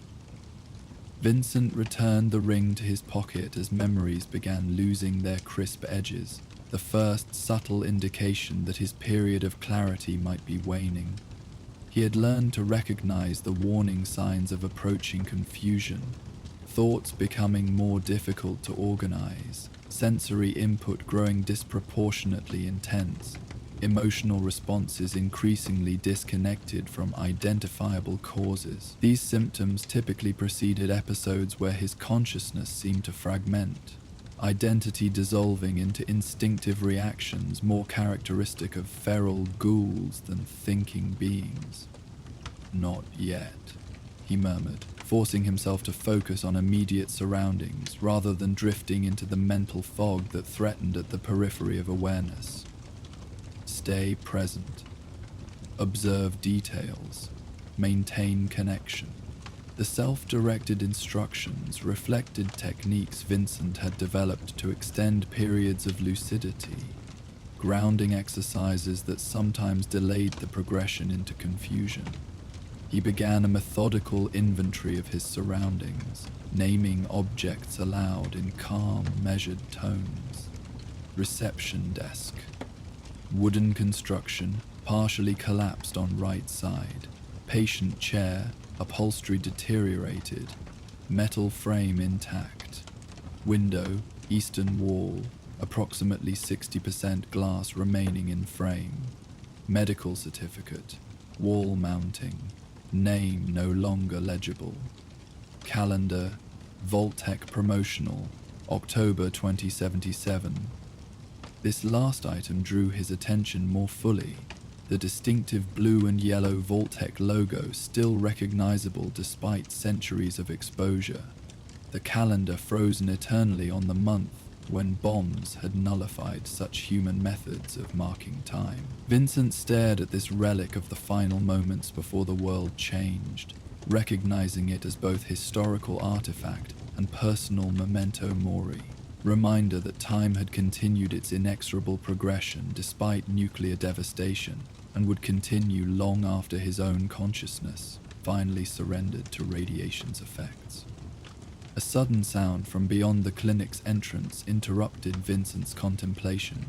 Footsteps approaching with the careful deliberation of someone trying to move quietly but lacking true stealth skills. His body tensed automatically, centuries of wasteland survival instincts triggering despite his current preoccupation with internal rather than external threats. With practiced efficiency, he extinguished the small light he had been using, gathering essential possessions into his satchel in case rapid departure became necessary. The footsteps paused just outside the clinic's entrance, followed by the subtle sounds of someone assessing the building's condition before entering. Sensible caution in a world where structures often conceal dangers both architectural and intentional. Vincent remained motionless behind the reception desk, weighing options with the clarity still available to him. Confrontation carried risks, particularly if the approaching stranger proved hostile, but remaining undetected might prove impossible, depending on how thoroughly they searched the clinic. The decision was made for him when a soft voice called from the doorway, pitched deliberately to carry just far enough to be heard by anyone inside without projecting enough volume to attract wasteland predators. "Hello, I mean no harm. I'm a doctor, well, close enough to one out here. Looking for shelter for the night. Anyone here?" The word doctor caught Vincent's attention immediately, professional identity responding to the familiar designation despite his wariness. The voice sounded female, its tone suggesting someone middle-aged by wasteland standards, which might mean anywhere from 30 to 50 depending on hardship and radiation exposure. Most notably, it lacked the aggressive edge characteristic of raiders or the desperate intensity common to those planning violence. After brief consideration, Vincent responded, keeping his own voice measured and calm. "This shelter is currently occupied. I have no quarrel with travelers, but approach slowly and visibly if you wish to share the space." A moment of silence followed his announcement, the stranger likely assessing both his words and the distinctive raspy quality of Ghoul vocalization.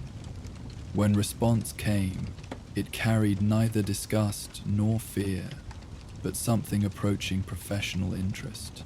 "Understood. I'm coming in slowly. Have a light with me, just enough to prevent stumbling, not armed beyond a simple medical scalpel." True to her word, a gentle illumination preceded the stranger into the clinic. A small electric lamp of pre-war design, likely powered by carefully hoarded fusion cells. The light revealed a human woman, perhaps in her early 40s, her hair prematurely grey and gathered in a practical knot at the nape of her neck. She wore the layered clothing typical of wasteland travelers, supplemented by a modified lab coat whose pockets bulged with what appeared to be medical supplies. A weathered medical bag hung from one shoulder, its leather surface patched in multiple places but maintained with evident care.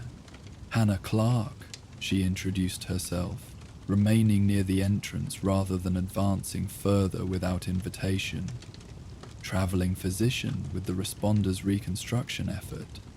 Been treating settlements between here and the capital, Wasteland.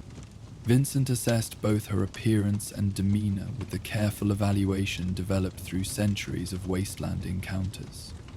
Nothing suggested deception or threat. Her medical bag appeared genuinely equipped rather than serving as prop for some elaborate scheme, and the mention of the responders aligned with rumors he had heard about organized relief efforts expanding northward from the capital region. "Vincent," he offered after completing his assessment, deliberately omitting his surname as wasteland custom dictated during initial meetings. "Former medical practitioner, currently between settlements." The euphemism for his increasingly nomadic existence as cognitive symptoms progressed felt inadequate but preferable to explaining his actual situation to a stranger, regardless of their apparent shared professional background. Hannah nodded acknowledgement, her gaze moving briefly around the clinic interior before returning to Vincent's partially concealed position. May I come further in? Happy to stay in separate sections of the building if you prefer privacy. Just seeking shelter from the radiation storm that's moving in from the west. This information was genuinely useful. Vincent's deteriorating condition had made him less attentive to environmental patterns that once would have been automatically monitored. The characteristic green tinge to distant clouds had gone unnoticed during his earlier approach to the clinic. Radiation storms representing significant danger for travelers caught without adequate shelter. You're welcome to the front section, he conceded, gesturing toward the area near the entrance. I've established space behind this desk. The back rooms haven't been secured against radroaches or other potential inhabitants. His clarity permitted the social courtesy of proper warning about potential dangers, though uncertainty whispered at the edges of his consciousness regarding how long such consideration would remain possible. Episodes of confusion had been occurring with increasing unpredictability, sometimes announced by gradual symptoms, other times descending without warning like sudden wastelands. Hannah accepted his territorial designation with professional pragmatism, setting her medical bag on a relatively stable section of flooring and beginning to establish a simple camp with the practiced efficiency of someone accustomed to temporary accommodations. Vincent observed these preparations from his position, maintaining cautious distance while acknowledging the practical benefits of having another person present during the approaching storm. Radiation posed minimal concern for his ghoulified physiology, but the accompanying electrical discharges and windborne debris created hazards for any wasteland traveler, regardless of radiation resistance. Been on the road long? Hannah inquired as she arranged her belongings, the question offered with the casual tone of someone making conversation rather than interrogating. Vincent considered how much to reveal, habitual privacy balancing against unexpected relief at having another medically trained person to speak with during a period of clarity. Traveling regularly for several months now. Before that, I provided medical services to a Ghoul settlement near what used to be Worcester. This partial truth omitted the reason for his departure, the increasing episodes of confusion that had eventually made his continued practice unsafe for patients, forcing his withdrawal from a community where he had established both purpose and acceptance. The decision to leave before his condition became obvious had preserved dignity, but consigned him to facing deterioration in isolation, professional pride becoming a double-edged instrument that both motivated and wounded. Hannah nodded understanding, arranging a small chemical heat source that would provide warmth without dangerous open flame. The Worcester community has a good reputation. Several patients I've treated spoke highly of medical care they received there, despite human ghoul tensions in surrounding areas. This indirect compliment to what might have partially been his own work offered strange comfort, acknowledgement of contribution that would soon be forgotten, along with the identity of the contributor. Vincent found himself responding more openly than intended, perhaps simply grateful for coherent conversation while his faculties permitted it. I practiced there for 26 years, established protocols for treating radiation exposure with limited resources, developed pharmaceutical alternatives using native flora when pre-war medications became increasingly scarce.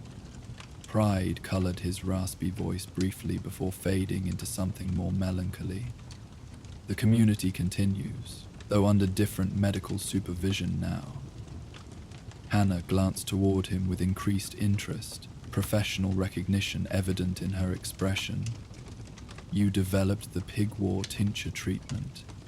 That protocol has spread throughout settlements in this region. We're still using modified versions for radiation sickness when Radaway isn't available.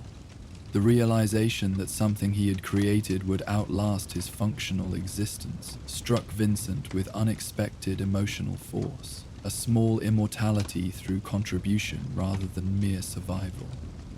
For a moment, the approaching cognitive darkness seemed slightly less absolute, knowing some fragment of his work would continue benefiting others after his mind surrendered to ferality. Their conversation continued as evening deepened into night, the approaching radiation storm announcing itself through increasing wind and the distinctive ionized scent that preceded such weather patterns. Hannah secured the clinic's damaged entrance as much as possible with supplies from her pack, creating reasonable protection against the elements, while Vincent found himself sharing more details about his medical career than he had initially intended. Treatments developed, challenges overcome, communities served during his centuries of existence. Remarkable adaptations, Hannah commented as he described techniques developed specifically for ghoul physiology. Most medical literature addressing ghoul treatment focuses on managing radiation exposure for humans rather than addressing the unique needs of those already transformed. Vincent acknowledged this observation with a slight nod, professional enthusiasm briefly overriding his habitual reserve. Few practitioners have incentive to develop ghoul-specific protocols. Those with training typically serve human settlements exclusively, while ghoul communities rarely have formally trained medical personnel beyond those who transform after receiving education. Like yourself, Hannah noted perceptibly.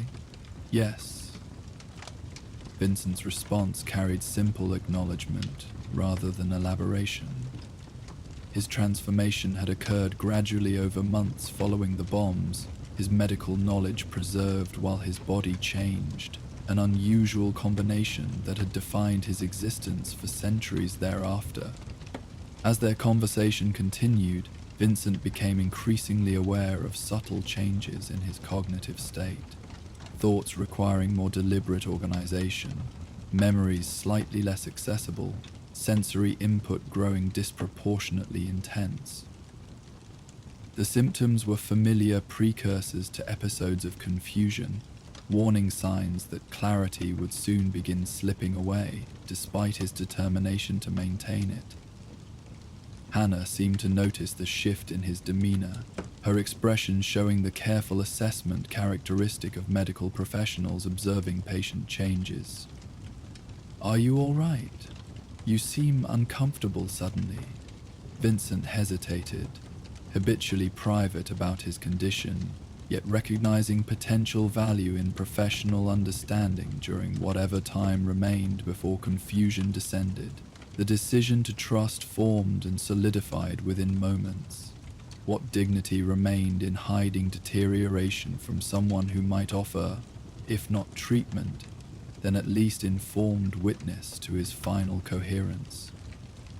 "I am experiencing cognitive deterioration," he stated with clinical precision, the admission simultaneously painful and relieving. Episodes of confusion increasing in both frequency and duration over approximately 14 months, cognitive clarity becoming progressively limited between episodes. Hannah absorbed this information with professional composure masking compassion, neither dismissing its significance nor reacting with excessive pity. "You're transitioning toward ferality," she observed, using the direct terminology preferred between medical practitioners, rather than euphemisms offered to patients or families. "Yes," Vincent confirmed simply, currently retaining periods of complete lucidity between episodes, but duration of clarity diminishing progressively. Soon, permanent cognitive coherence will become impossible to maintain." The acknowledgement hung between them in the small clinic space, given weight by their shared medical understanding of what such transition truly meant. Not merely confusion or memory loss, as humans might experience, but the fundamental dissolution of self, personality, identity, and accumulated knowledge, gradually surrendering to instinct and reaction, leaving a body that continued functioning without the consciousness that had defined the being. Outside, the radiation storm arrived with increasing intensity. green-tinged lightning illuminating the clinic interior through broken windows in strobing flashes. Wind carried radioactive particles against the building in audible patterns, the distinctive sound of contaminated dust striking surfaces, a familiar wasteland symphony. The storm's arrival seemed appropriate accompaniment to their conversation, external chaos matching internal dissolution, natural forces beyond control reshaping what they touched, without malice or mercy. "How have you been managing?" Hannah asked after a respectful silence, her question encompassing both practical and emotional dimensions of his situation. Vincent gestured toward his satchel where the journal remained secured. "Documentation, recording memories and observations while clarity permits, established routines to maximize function during lucid periods, selected locations with minimal human contact to reduce potential harm during episodes." These clinical descriptions failed to capture the profound loneliness of his chosen approach, the isolation necessary to protect others from unpredictable behavior during episodes, the absence of companionship during increasingly precious periods of clarity, the knowledge that his final coherent thoughts would likely occur without witness or acknowledgement. Yet such emotional aspects seemed inappropriate to share even now, professional dignity remaining important despite deterioration. Hannah considered his response with thoughtful attention before speaking again, her voice carrying careful neutrality that suggested deliberately measured words. "I've been researching potential interventions for cognitive deterioration in ghouls. Nothing definitive, certainly no cure, but compounds that might temporarily stabilize neural patterns during transition periods." Vincent's attention sharpened immediately, medical interest temporarily overriding awareness of his own condition. "Pharmaceutical approach, what compounds?" "Experimental combination," Hannah explained, reaching for her medical bag and extracting a small locked container. "Modified neurological stabilizers, originally developed for human traumatic brain injury, adapted for ghoul physiology based on research from the capital wasteland. Limited testing suggests potential for extending periods of clarity during transition, possibly reducing severity of confusion episodes." She paused, professional ethics evident in her continued explanation. "Important to understand limitations, not curative, not permanent. Temporary management of symptoms at best, potentially ineffective at worst depending on individual neurological patterns and deterioration." The forthright acknowledgement of limitations actually increased Vincent's trust in her statements.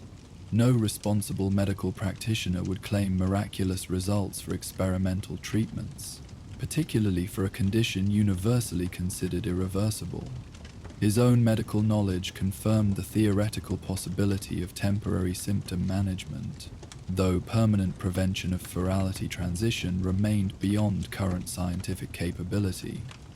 "You're offering this as treatment option?" he asked directly, medical professionalism temporarily displacing personal response. Hannah nodded, her expression reflecting ethical consideration behind the offer. "With appropriate informed consent. As fellow medical practitioner, you understand both potential benefits and limitations. Treatment remains experimental, outcomes unpredictable.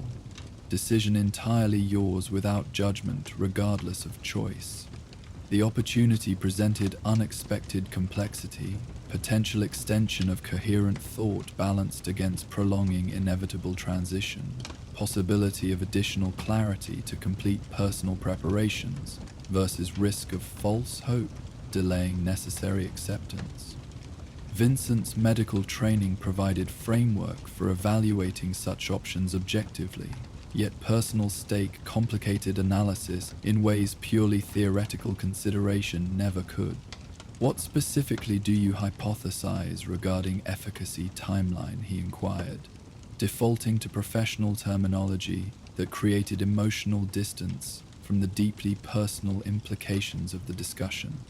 Based on limited previous administration, potentially 3 to 6 weeks of improved symptom management, Hannah replied with appropriate clinical precision. Possible reduction in confusion episode frequency, potential extension of clarity duration when episodes subside. Individual results highly variable depending on deterioration progression prior to administration. Vincent processed this information with the methodical evaluation characteristic of his medical practice, weighing potential benefits against realistic understanding of ultimate outcome. Even temporary extension of clarity offered significant value. Additional time to complete journal documentation, opportunity to reach more deliberate conclusions about final arrangements, possibility of selecting optimal location for ultimate transition, rather than risking ferality onset in potentially dangerous circumstances. I would like to try the treatment, he decided finally. Professional assessment completed and personal choice made, with whatever clarity remained available to him.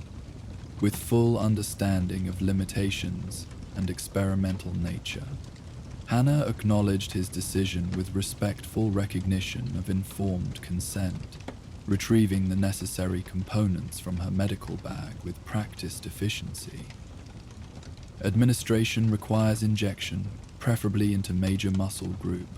Effects typically begin within 48 hours, though initial response may include temporary increase in sensory sensitivity before stabilization occurs.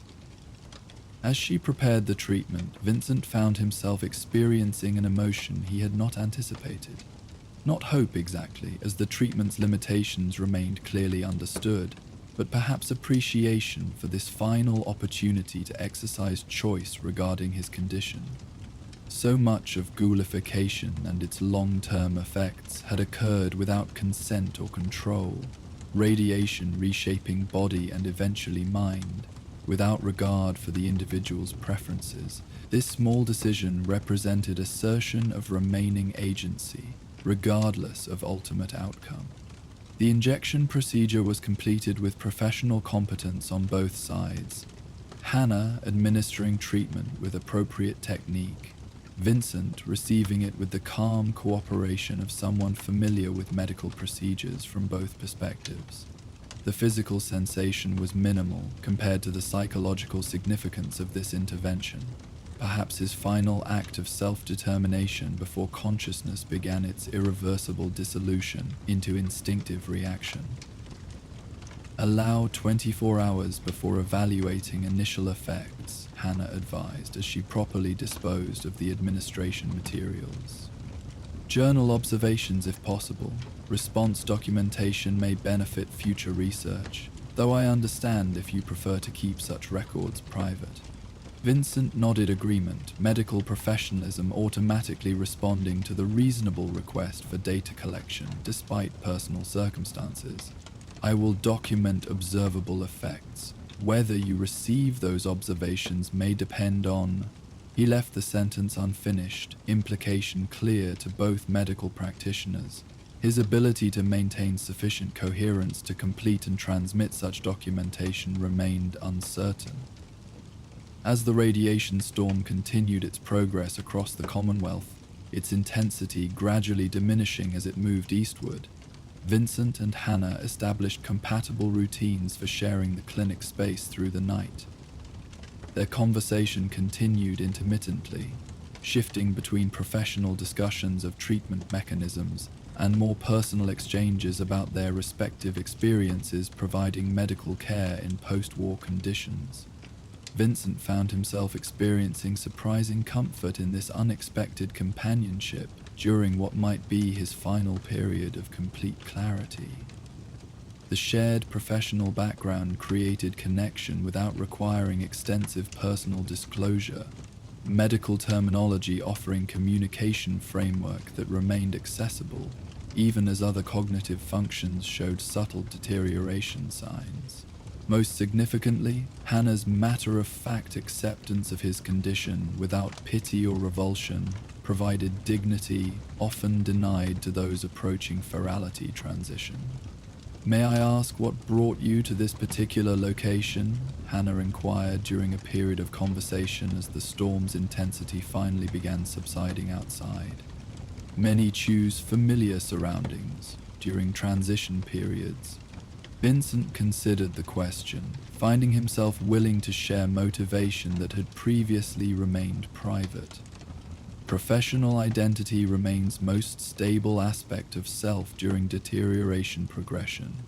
Medical practice defined existence for centuries beyond physical transformation.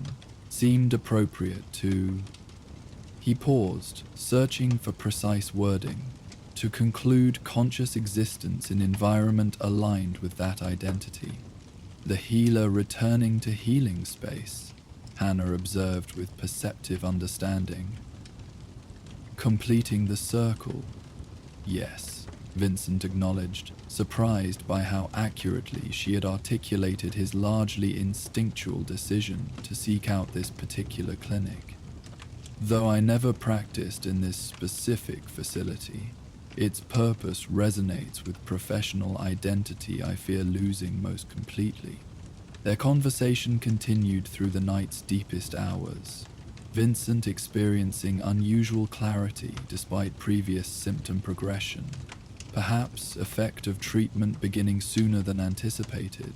Perhaps simply the benefit of coherent interaction with someone who understood both his medical background and current condition. Whatever the cause, he utilized this unexpected lucidity to share accumulated knowledge that might otherwise be lost.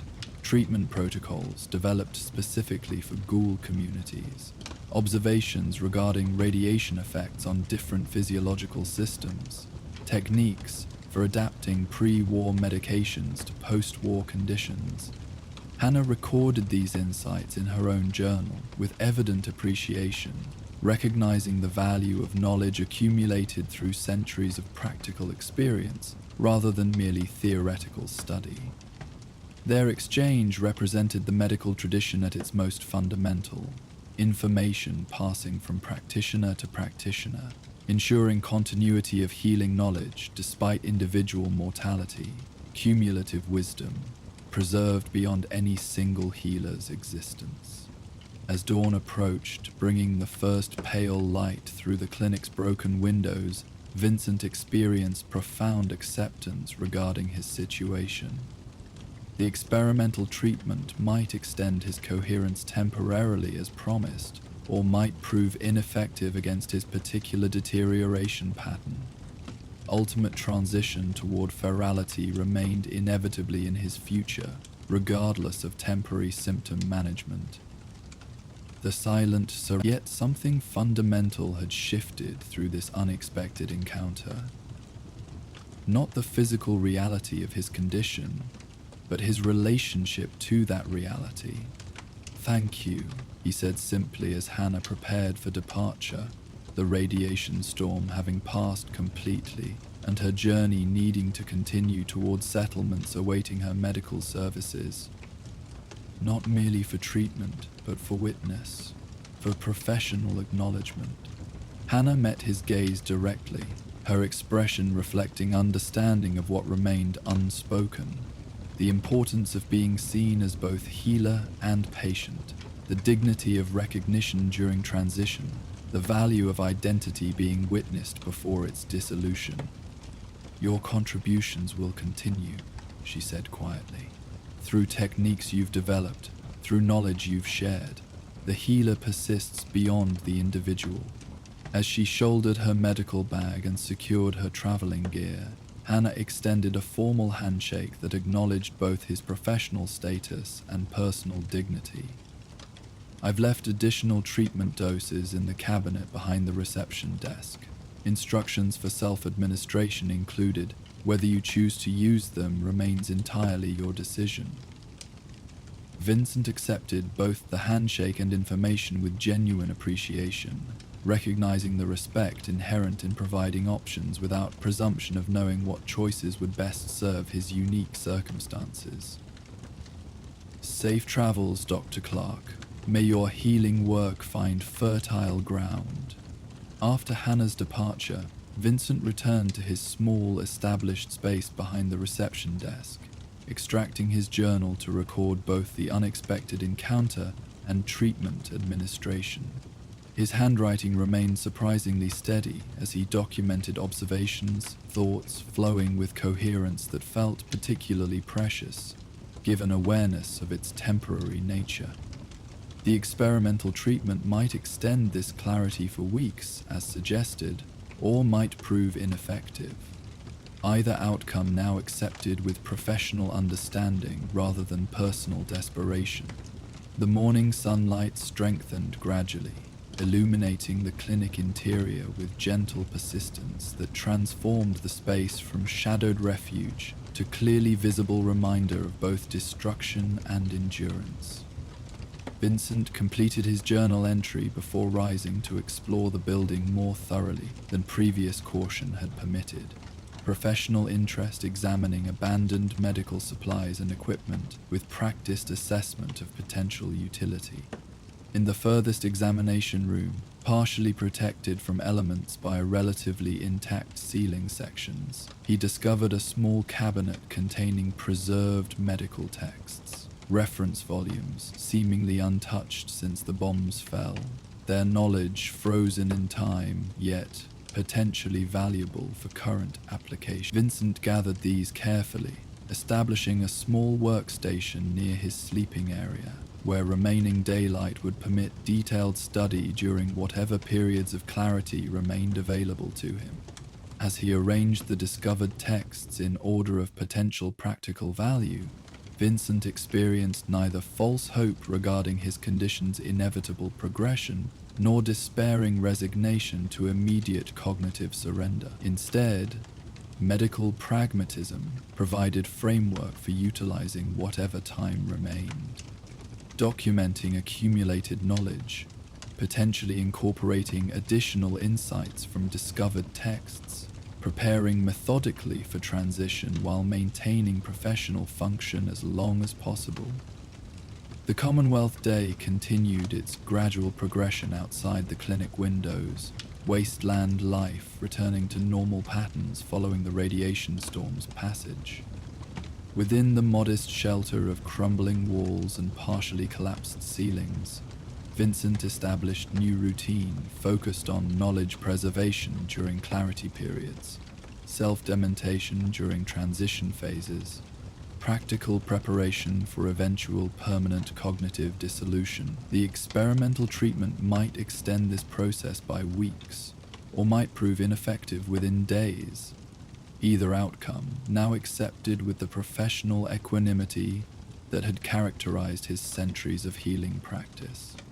In this manner, the Ghoul physician continued his final service to medical knowledge, not through treating others directly as he had for centuries, but through preserving insights that might otherwise be lost when his consciousness finally surrendered to radiation's effects. His journal entries grew increasingly detailed as days progressed, recording both objective observations of his condition and subjective experiences of identity's gradual transformation. Valuable data for future practitioners who might someday develop more effective interventions for those following similar cognitive deterioration pattern. While Vincent continued his careful documentation in the abandoned clinic, diligently recording both his symptoms and his memories, elsewhere in the Commonwealth, another Ghoul maintained a very different kind of vigilance. Standing among weathered gravestones in a long-forgotten cemetery, a solitary figure methodically cleared debris from memorial markers, preserving names and dates that would otherwise vanish beneath the wasteland's relentless reclamation. As our Ghoul healer documents his final coherent thoughts, our next tale beckons from this quiet guardian of remembrance. Join us for the Gravekeeper. Morning mist clung to the Commonwealth landscape in delicate veils, transforming the harsh wasteland into something almost ethereal. The rising sun had not yet burned away this gentle shroud, its light diffused into soft golden hues that momentarily disguised the land's nuclear scars. Dew collected on rusted metal and weathered stone, briefly restoring a gleaming vitality to objects long surrendered to decay. In these quiet dawn hours, the wasteland possessed a strange, melancholy beauty, rarely appreciated by those focused solely on survival. Within this tranquil scene, a secluded cemetery lay nestled between rolling hills that had once formed the outskirts of a small pre-war town. Unlike the chaotic devastation that characterized most Commonwealth ruins, this place of remembrance maintained a semblance of order. Graves arranged in methodical rows, headstones weathered but largely intact, wrought iron fencing still standing in sections around the perimeter. Time and radiation had transformed the once manicured grounds into a wilder space, where mutated flora grew in untamed patterns between grave markers. Yet the fundamental purpose of the location remained recognizable despite the centuries. A solitary figure moved among the headstones with unhurried purpose, tall and slightly stooped, wrapped in layers of practical clothing despite the mild morning temperature. The ghoul's appearance marked him clearly as a pre-war survivor, skin bearing the distinctive mottled texture of prolonged radiation exposure, eyes carrying a milky opacity that somehow didn't diminish their observant quality. A worn groundskeeper's hat, remarkably preserved compared to his other attire, shaded his radiation-weathered features from the strengthening morning light. Samuel had maintained this cemetery for 37 years, a modest span by Ghoul standards, yet longer than most humans now lived in the unforgiving Commonwealth. His arrival had been accidental, seeking temporary shelter during a radiation storm in what remained of the cemetery's small mausoleum. Something about the neglected graves had resonated deeply within him, names fading from stone and memory simultaneously, lives reduced to eroding markers, the final indignity of being forgotten after the more immediate tragedy of the world's ending. He had stayed initially to repair a few of the most damaged headstones, then to clear encroaching vegetation from the pathways, and eventually to establish himself as permanent caretaker through changing seasons and years. The cemetery offered both purpose and solitude, rare commodities in the wasteland where existence typically focused on immediate survival rather than preservation, and where solitude often meant vulnerability rather than peaceful reflection. This morning, Samuel methodically cleared debris from a section of newer graves.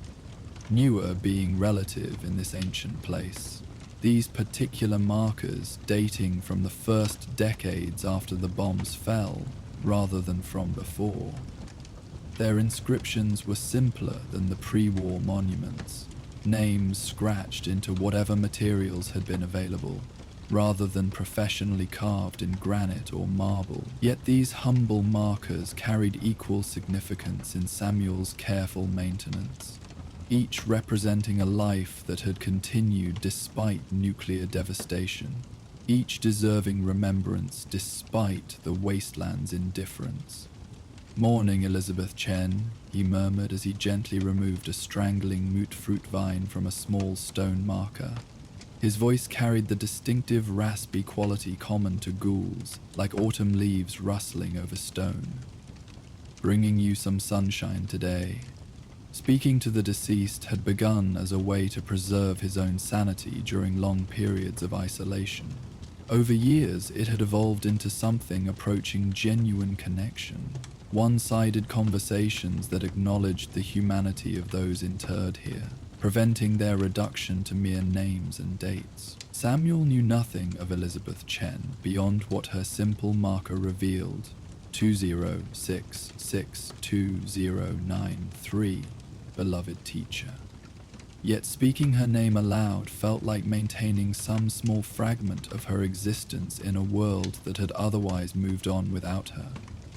The cemetery contained 273 marked graves by Samuel's meticulous count, plus an unknown number of unmarked burials from the chaotic period immediately following the bombs. He had assigned himself the task of maintaining each identifiable grave, a rotating schedule of care that ensured every marker received attention at least monthly. Today's section comprised 26 graves in the northeastern corner, primarily from the early post-war period when survival had briefly stabilized enough to permit formal burial rituals. As morning mist gradually surrendered to strengthening sunlight, Samuel continued his careful work with practiced efficiency, clearing overgrowth, removing debris, occasionally repositioning stones that had shifted in the unreliable soil. His tools were simple but well maintained: pruning shears salvaged from a groundskeeper's shed, a small trowel worn smooth through decades of use, a brush with bristles replaced countless times, using whatever materials the wasteland provided. He moved between graves with unhurried purpose, each receiving individual attention rather than perfunctory maintenance. Near midday, as Samuel completed work on the final grave in his designated section, his attention was drawn to movement at the cemetery's main entrance. The rusted wrought iron gate swinging open with a distinctive creak that carried clearly in the still air. Visitors were uncommon, though not unprecedented. Occasionally, wasteland travelers sought the cemetery's relative safety for temporary rest, and rarely, Commonwealth settlers came to visit specific graves of ancestors they still remembered through family oral traditions. Samuel straightened slowly, setting aside his tools as he observed 3 figures entering the cemetery grounds. Their appearance immediately distinguished them from typical wasteland scavengers or travelers. 2 men and a woman dressed in practical work clothes, rather than the defensive layers or makeshift armor common to those primarily concerned with survival. They carried tools rather than prominent weapons, though Samuel noted the practical sidearms typical of anyone venturing beyond settlement walls. Most notably, they moved with purpose rather than caution, clearly having specific destination within the cemetery, rather than merely seeking temporary shelter. Rather than concealing himself as caution might dictate, Samuel remained visible among the headstones. The cemetery represented neutral ground in wasteland terms, and his established presence typically prevented misunderstandings about territorial claims. If these visitors had legitimate business with the dead, he would not interfere. If their intentions proved less respectful, his presence often sufficed to encourage reconsideration without confrontation. The visitors noticed him almost immediately, their conversations pausing briefly before the apparent leader, a weathered man perhaps in his 50s, raised a hand in greeting and altered their path to approach Samuel directly. This straightforward behavior suggested peaceful intent, as those planning violence rarely announce themselves so openly. "Hello there," the man called as they drew closer, his tone respectful if cautious. "Didn't expect to find anyone tending this place. You the caretaker?" Samuel nodded slightly, his posture neither threatening nor submissive, merely patient. "I maintain these grounds, yes, have done so for some time." The 3 visitors exchanged glances that reflected surprise rather than hostility, a typical reaction to discovering a ghoul engaged in work typically associated with settled communities rather than solitary survival. The leader seemed to process this information briefly before continuing. "Name's Harlan Turner. This is my sister Elise, and our neighbor James." He gestured to his companions, a woman of similar age and a younger man with a distinctive scar across his left cheek. "We're from Covenant Settlement, about 6 hours southwest of here. Come to pay respects at our grandparents' graves. Turner family plot should be in the western section according to our family records." This explanation aligned with the occasional visitors Samuel had encountered over decades. Descendants connecting with ancestors through physical locations, when most other links to the past had been severed by nuclear devastation. He found himself relaxing slightly, professional purpose overriding habitual wasteland wariness. The Turner markers remain intact, he confirmed, gathering his tools with unhurried movements. Western section, as you thought, near the old oak. I can show you the path if you'd like. Elise's expression registered visible relief at this confirmation. We weren't certain they'd still be identifiable after all this time. Our mother visited once, decades ago, but worried the cemetery might have been destroyed by scavengers or super mutants since then. The dead receive more respect than you might expect, Samuel replied, his raspy voice carrying no judgment, merely observation drawn from long experience. Even raiders generally avoid disturbing burial grounds. Superstition perhaps, or some remnant of values that preceded their current existence. As Samuel led them along the cemetery's winding paths, the visitors continued their explanation. Members of a small farming settlement established 3 generations after the bombs, maintaining oral family histories when most physical records had been destroyed. Their grandparents had died during Samuel's early years as caretaker, though he didn't mention this coincidence, preferring to let them discover the well-maintained condition of the family plot, without explanation that might seem like expectation of gratitude. Here, he indicated eventually, gesturing toward a small section containing 6 graves arranged in familial grouping. The Turner markers. The visitors approached with evident emotion, Turner and his sister kneeling beside the weathered stones while their companion remained respectfully back. Samuel likewise maintained distance, allowing private communion between living and deceased while remaining available should questions arise regarding the cemetery's maintenance or history. After several minutes of quiet conversation at the graveside, words meant for the deceased rather than living listeners, Harlan rose and returned to where Samuel waited. His expression reflected both gratitude and curiosity, the latter clearly wrestling with wasteland pragmatism regarding potentially intrusive questions to strangers. "These graves have been cared for," he observed finally, the statement both acknowledgement and implicit question. Samuel nodded slightly, neither seeking credit nor deflecting observation. "I maintain all identified graves on rotating schedule. The Turner markers receive attention approximately every 6 weeks depending on vegetation growth and weather conditions." "Why?" The question came from Elise, who had joined her brother. Her tone carried no accusation, only genuine desire to understand motivation that differed so dramatically from typical wasteland priorities. Samuel considered this fundamental inquiry with the deliberate thoughtfulness that came from decades of reflection on his self-appointed purpose. Many visitors had asked similar questions over the years, their framing varying but core curiosity consistent. Why would anyone, particularly a potentially immortal ghoul, dedicate finite time and resources to maintaining monuments to the permanently departed? "Someone should remember," he answered finally, the simplicity of these words containing complex understanding developed through centuries of existence, not just family names or personal connections, but the fundamental concept that lives matter beyond their immediate utility, that each person represented by these stones existed as completely as you or I, experienced joys and sorrows we can recognize despite the passing of time, deserves acknowledgement even after those who knew them directly have themselves passed beyond memory. This philosophy, articulated more completely than Samuel typically bothered for wasteland travelers seeking temporary shelter, clearly impacted the visitors.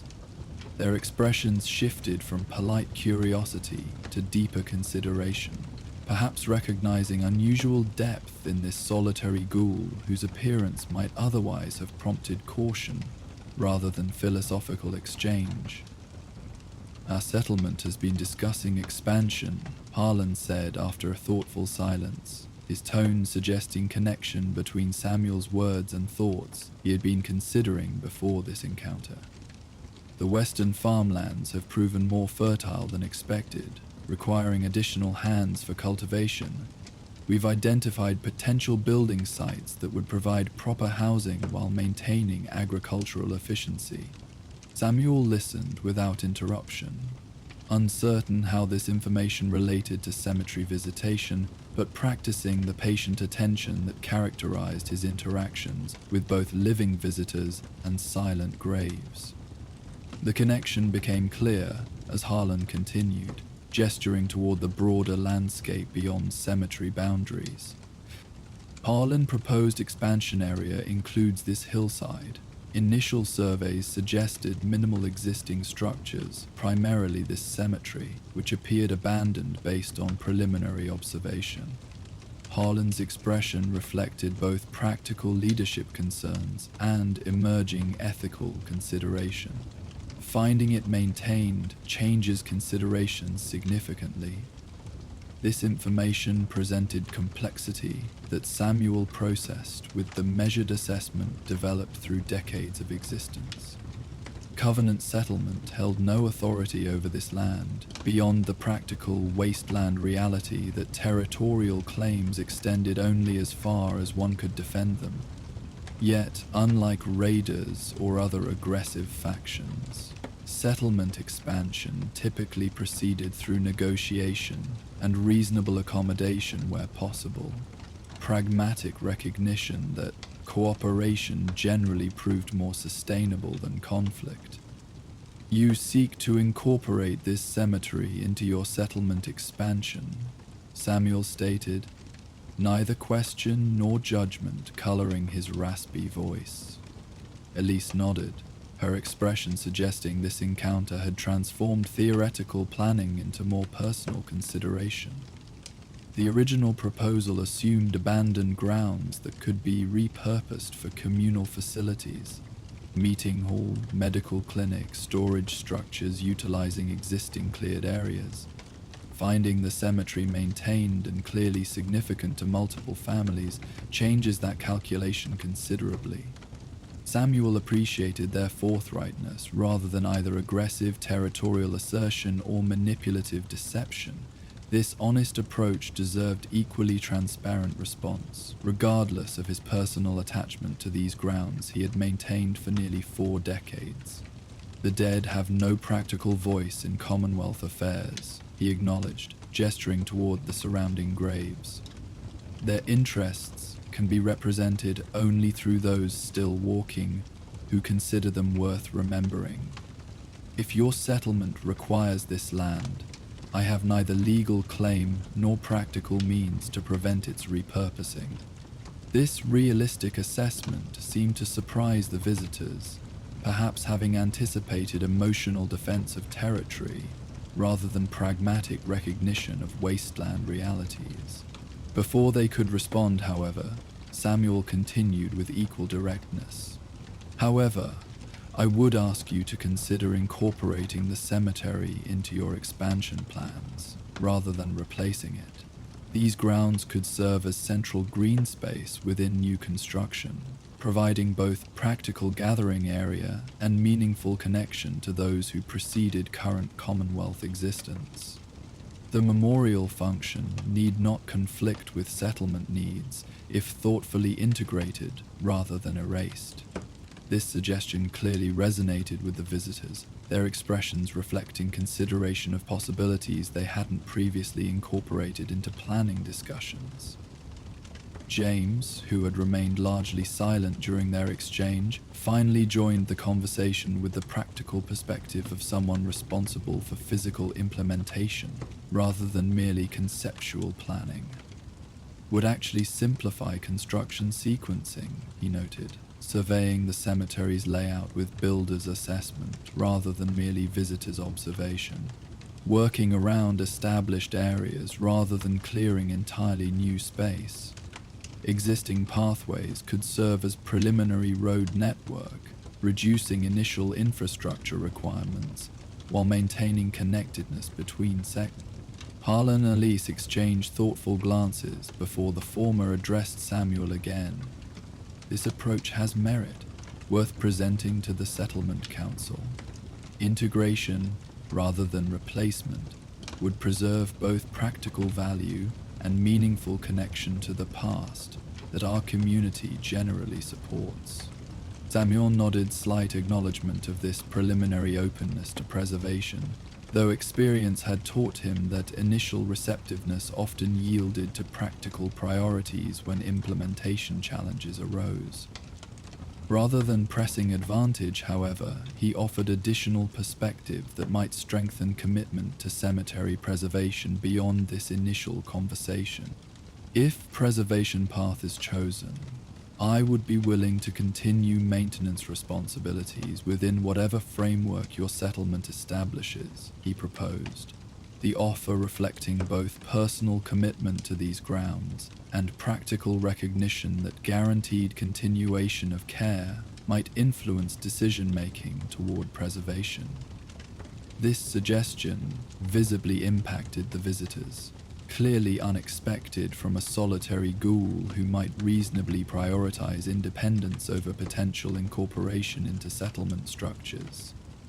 Before responding directly to this offer, Harlan asked the question that naturally followed from such consideration. You've maintained this place for how long exactly? 37 years, Samuel answered simply, neither pride nor humility coloring the factual statement. This duration clearly impressed the visitors, representing longer commitment than most wasteland settlements had existed continuously under single leadership. The perspective shift was visible in their expressions, recognition that this cemetery caretaker represented connection to historical continuity, rarely found in the fractured post-war world, where communities typically measured stability in years rather than decades. Would the settlement accept a Ghoul resident? Samuel inquired practically, addressing the obvious question that his offer implicitly raised. Settlement policies vary dramatically throughout the Commonwealth, from complete prohibition against Ghoul residents to full integration without distinction. Covenant's position remained unknown to him, making clarification necessary before further discussion of potential arrangements. Covenant has no specific prohibition, Elise answered, though her tone suggested complexity beyond simple acceptance. We currently have 2 Ghoul residents, a mechanic who's lived with us for nearly 15 years, and a trader who established permanent residence 8 years ago. Both contribute specialized skills to community function. Samuel noted the emphasis on contribution, suggesting that acceptance depended partly on perceived value rather than merely tolerance of physical difference. This pragmatic approach characterized most successful Commonwealth settlements, balancing ideological positions against practical needs within resource-limited environments. His continued cemetery maintenance would represent clear contribution, particularly if integrated into broader community spaces rather than isolated memorial function. The council would need to formally approve any arrangement, Harlan added, but speaking as council member myself, your established commitment to this place would carry significant weight in deliberations. We generally value demonstrated reliability over speculative concerns. Their conversation continued as morning progressed toward afternoon, shifting from philosophical considerations to practical details regarding potential integration, approximate timeline for settlement expansion, preliminary concepts for incorporating cemetery grounds into community planning, logistics of maintaining burial areas within populated spaces. Throughout this discussion, Samuel maintained careful balance between personal attachment to his long-term responsibility and realistic assessment of Commonwealth realities, where adaptation often determined survival more effectively than rigid resistance to change. As shadows lengthened across the cemetery grounds, the visitors prepared to depart for their return journey to Covenant. Their interaction had transformed significantly from initial surprise at finding maintained graves to thoughtful consideration of how preservation might enhance rather than hinder settlement expansion. No formal agreements had been reached. Such decisions properly required broader community involvement rather than field representatives' authority. But foundation had been established for potential cooperation rather than conflict over competing land uses. "We'll present integration proposal at next council meeting," Harlan confirmed as they gathered their belongings. "Preliminary decision likely within 2 weeks, with survey team dispatched shortly thereafter if preservation approach receives approval. Would you be amenable to meeting with that team to discuss specific integration parameters?" Samuel agreed to this reasonable next step, recognizing that meaningful preservation required practical accommodation of settlement needs rather than absolute insistence on current arrangements. The cemetery had adapted through decades of his maintenance, incorporating new growth patterns when conventional landscaping proved impossible, acknowledging radiation-adapted flora while preventing complete overgrowth, balancing preservation against wasteland realities. This potential incorporation into settlement expansion represented another adaptation in its long history, potentially ensuring continued remembrance through community integration rather than relying solely on one caretaker's finite existence.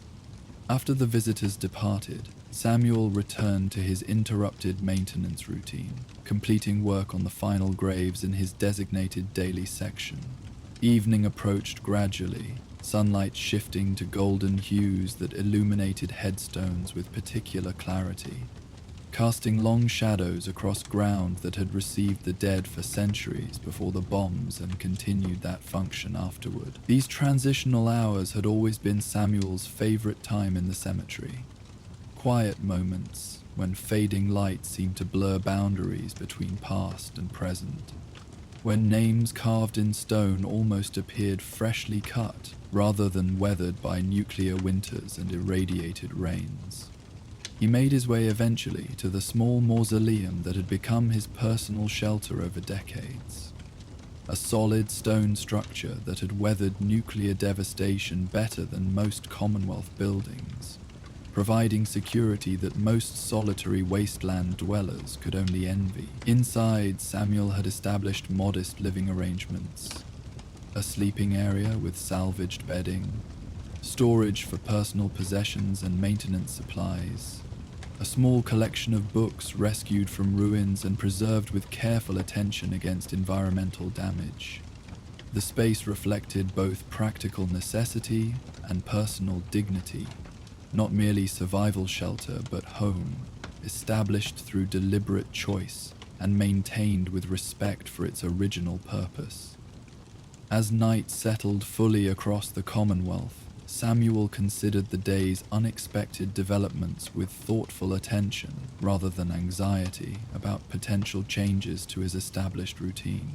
The cemetery had existed before his arrival and would continue after his eventual departure, whether through choice, circumstance, or the inevitable conclusion that awaited even Ghoul's extended lifespans. His responsibility lay not in preventing change, but in ensuring continuation of the cemetery's fundamental purpose.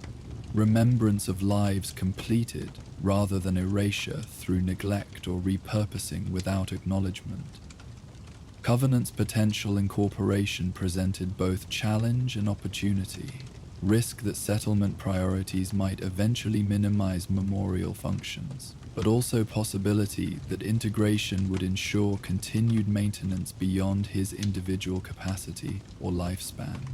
The proposed arrangement offered potential continuation of remembrance through community adoption, rather than solitary effort, expanding cemetery significance beyond personal project to shared cultural heritage. In the quiet darkness of the mausoleum, Samuel reflected on memories accumulated through decades of cemetery maintenance. Visitors who had come seeking specific graves, travelers who had found temporary shelter within these grounds, changes in surrounding landscape as nature gradually reclaimed human infrastructure through persistent growth and weathering. These recollections formed not merely personal history, but continuity of purpose that had defined his existence longer than most Commonwealth residents had been alive. Whatever Covenant's council decided regarding cemetery integration, Samuel recognized that his commitment remained unchanged. Maintenance of these grounds as long as circumstance permitted, preservation of names and dates against wasteland indifference, acknowledgement that lives deserved remembrance beyond their immediate utility or connection. This purpose had provided meaning through decades that might otherwise have passed in mere survival, offering direction when many of his ghoul contemporaries had surrendered to despair, virality, or simple aimlessness in the face of potentially endless existence. As Samuel settled into his evening routine, the cemetery surrounding his modest shelter lay peaceful under emerging stars. The same constellations that had witnessed human civilization's rise, fall, and tentative rebuilding through nuclear devastation. Headstones stood as silent testimony that individual lives mattered despite this cosmic perspective, each representing specific existence rather than merely anonymous participation in historical patterns. The gravekeeper's work ensured these monuments remained visible reminders of continuity between past and present, connections maintained through deliberate attention rather than surrendered to wasteland entropy. Tomorrow would bring continued maintenance in the next cemetery section according to his established schedule. The future beyond might include adaptation to settlement expansion or continuation of solitary caretaking, depending on decisions made by people who had entered his awareness only today. Either path would serve the fundamental purpose that had guided him for 37 years, ensuring that those interred here received the basic dignity of remembrance in a world that had forgotten so much else from before the bombs fell. In this quiet certainty, the ghoul caretaker found peace as Commonwealth night deepened around his stone shelter. The cemetery would remain, whether as isolated memorial or integrated community space. The names would continue being spoken, whether by solitary caretaker or settlement resident. The fundamental purpose would endure, adapted to changing circumstances but unchanged in essential meaning. Remembrance as resistance against wasteland forgetting. Acknowledgement that lives completed still deserved recognition from those who continued walking beneath the same stars, that had witnessed both worlds ending and stubborn human persistence thereafter. Thanks for wandering the wasteland with me tonight. If these stories helped you relax, don't forget to like, subscribe, and share your thoughts in the comments. For uninterrupted sleep, these videos play straight through without ads, letting the sounds of the wasteland guide you all night long. If you want more, check out our Patreon for early access and exclusive Spotify playlists. Link in the description. Sleep well, fellow vault dwellers. May your dreams be peaceful and your nights raid-free. Good night.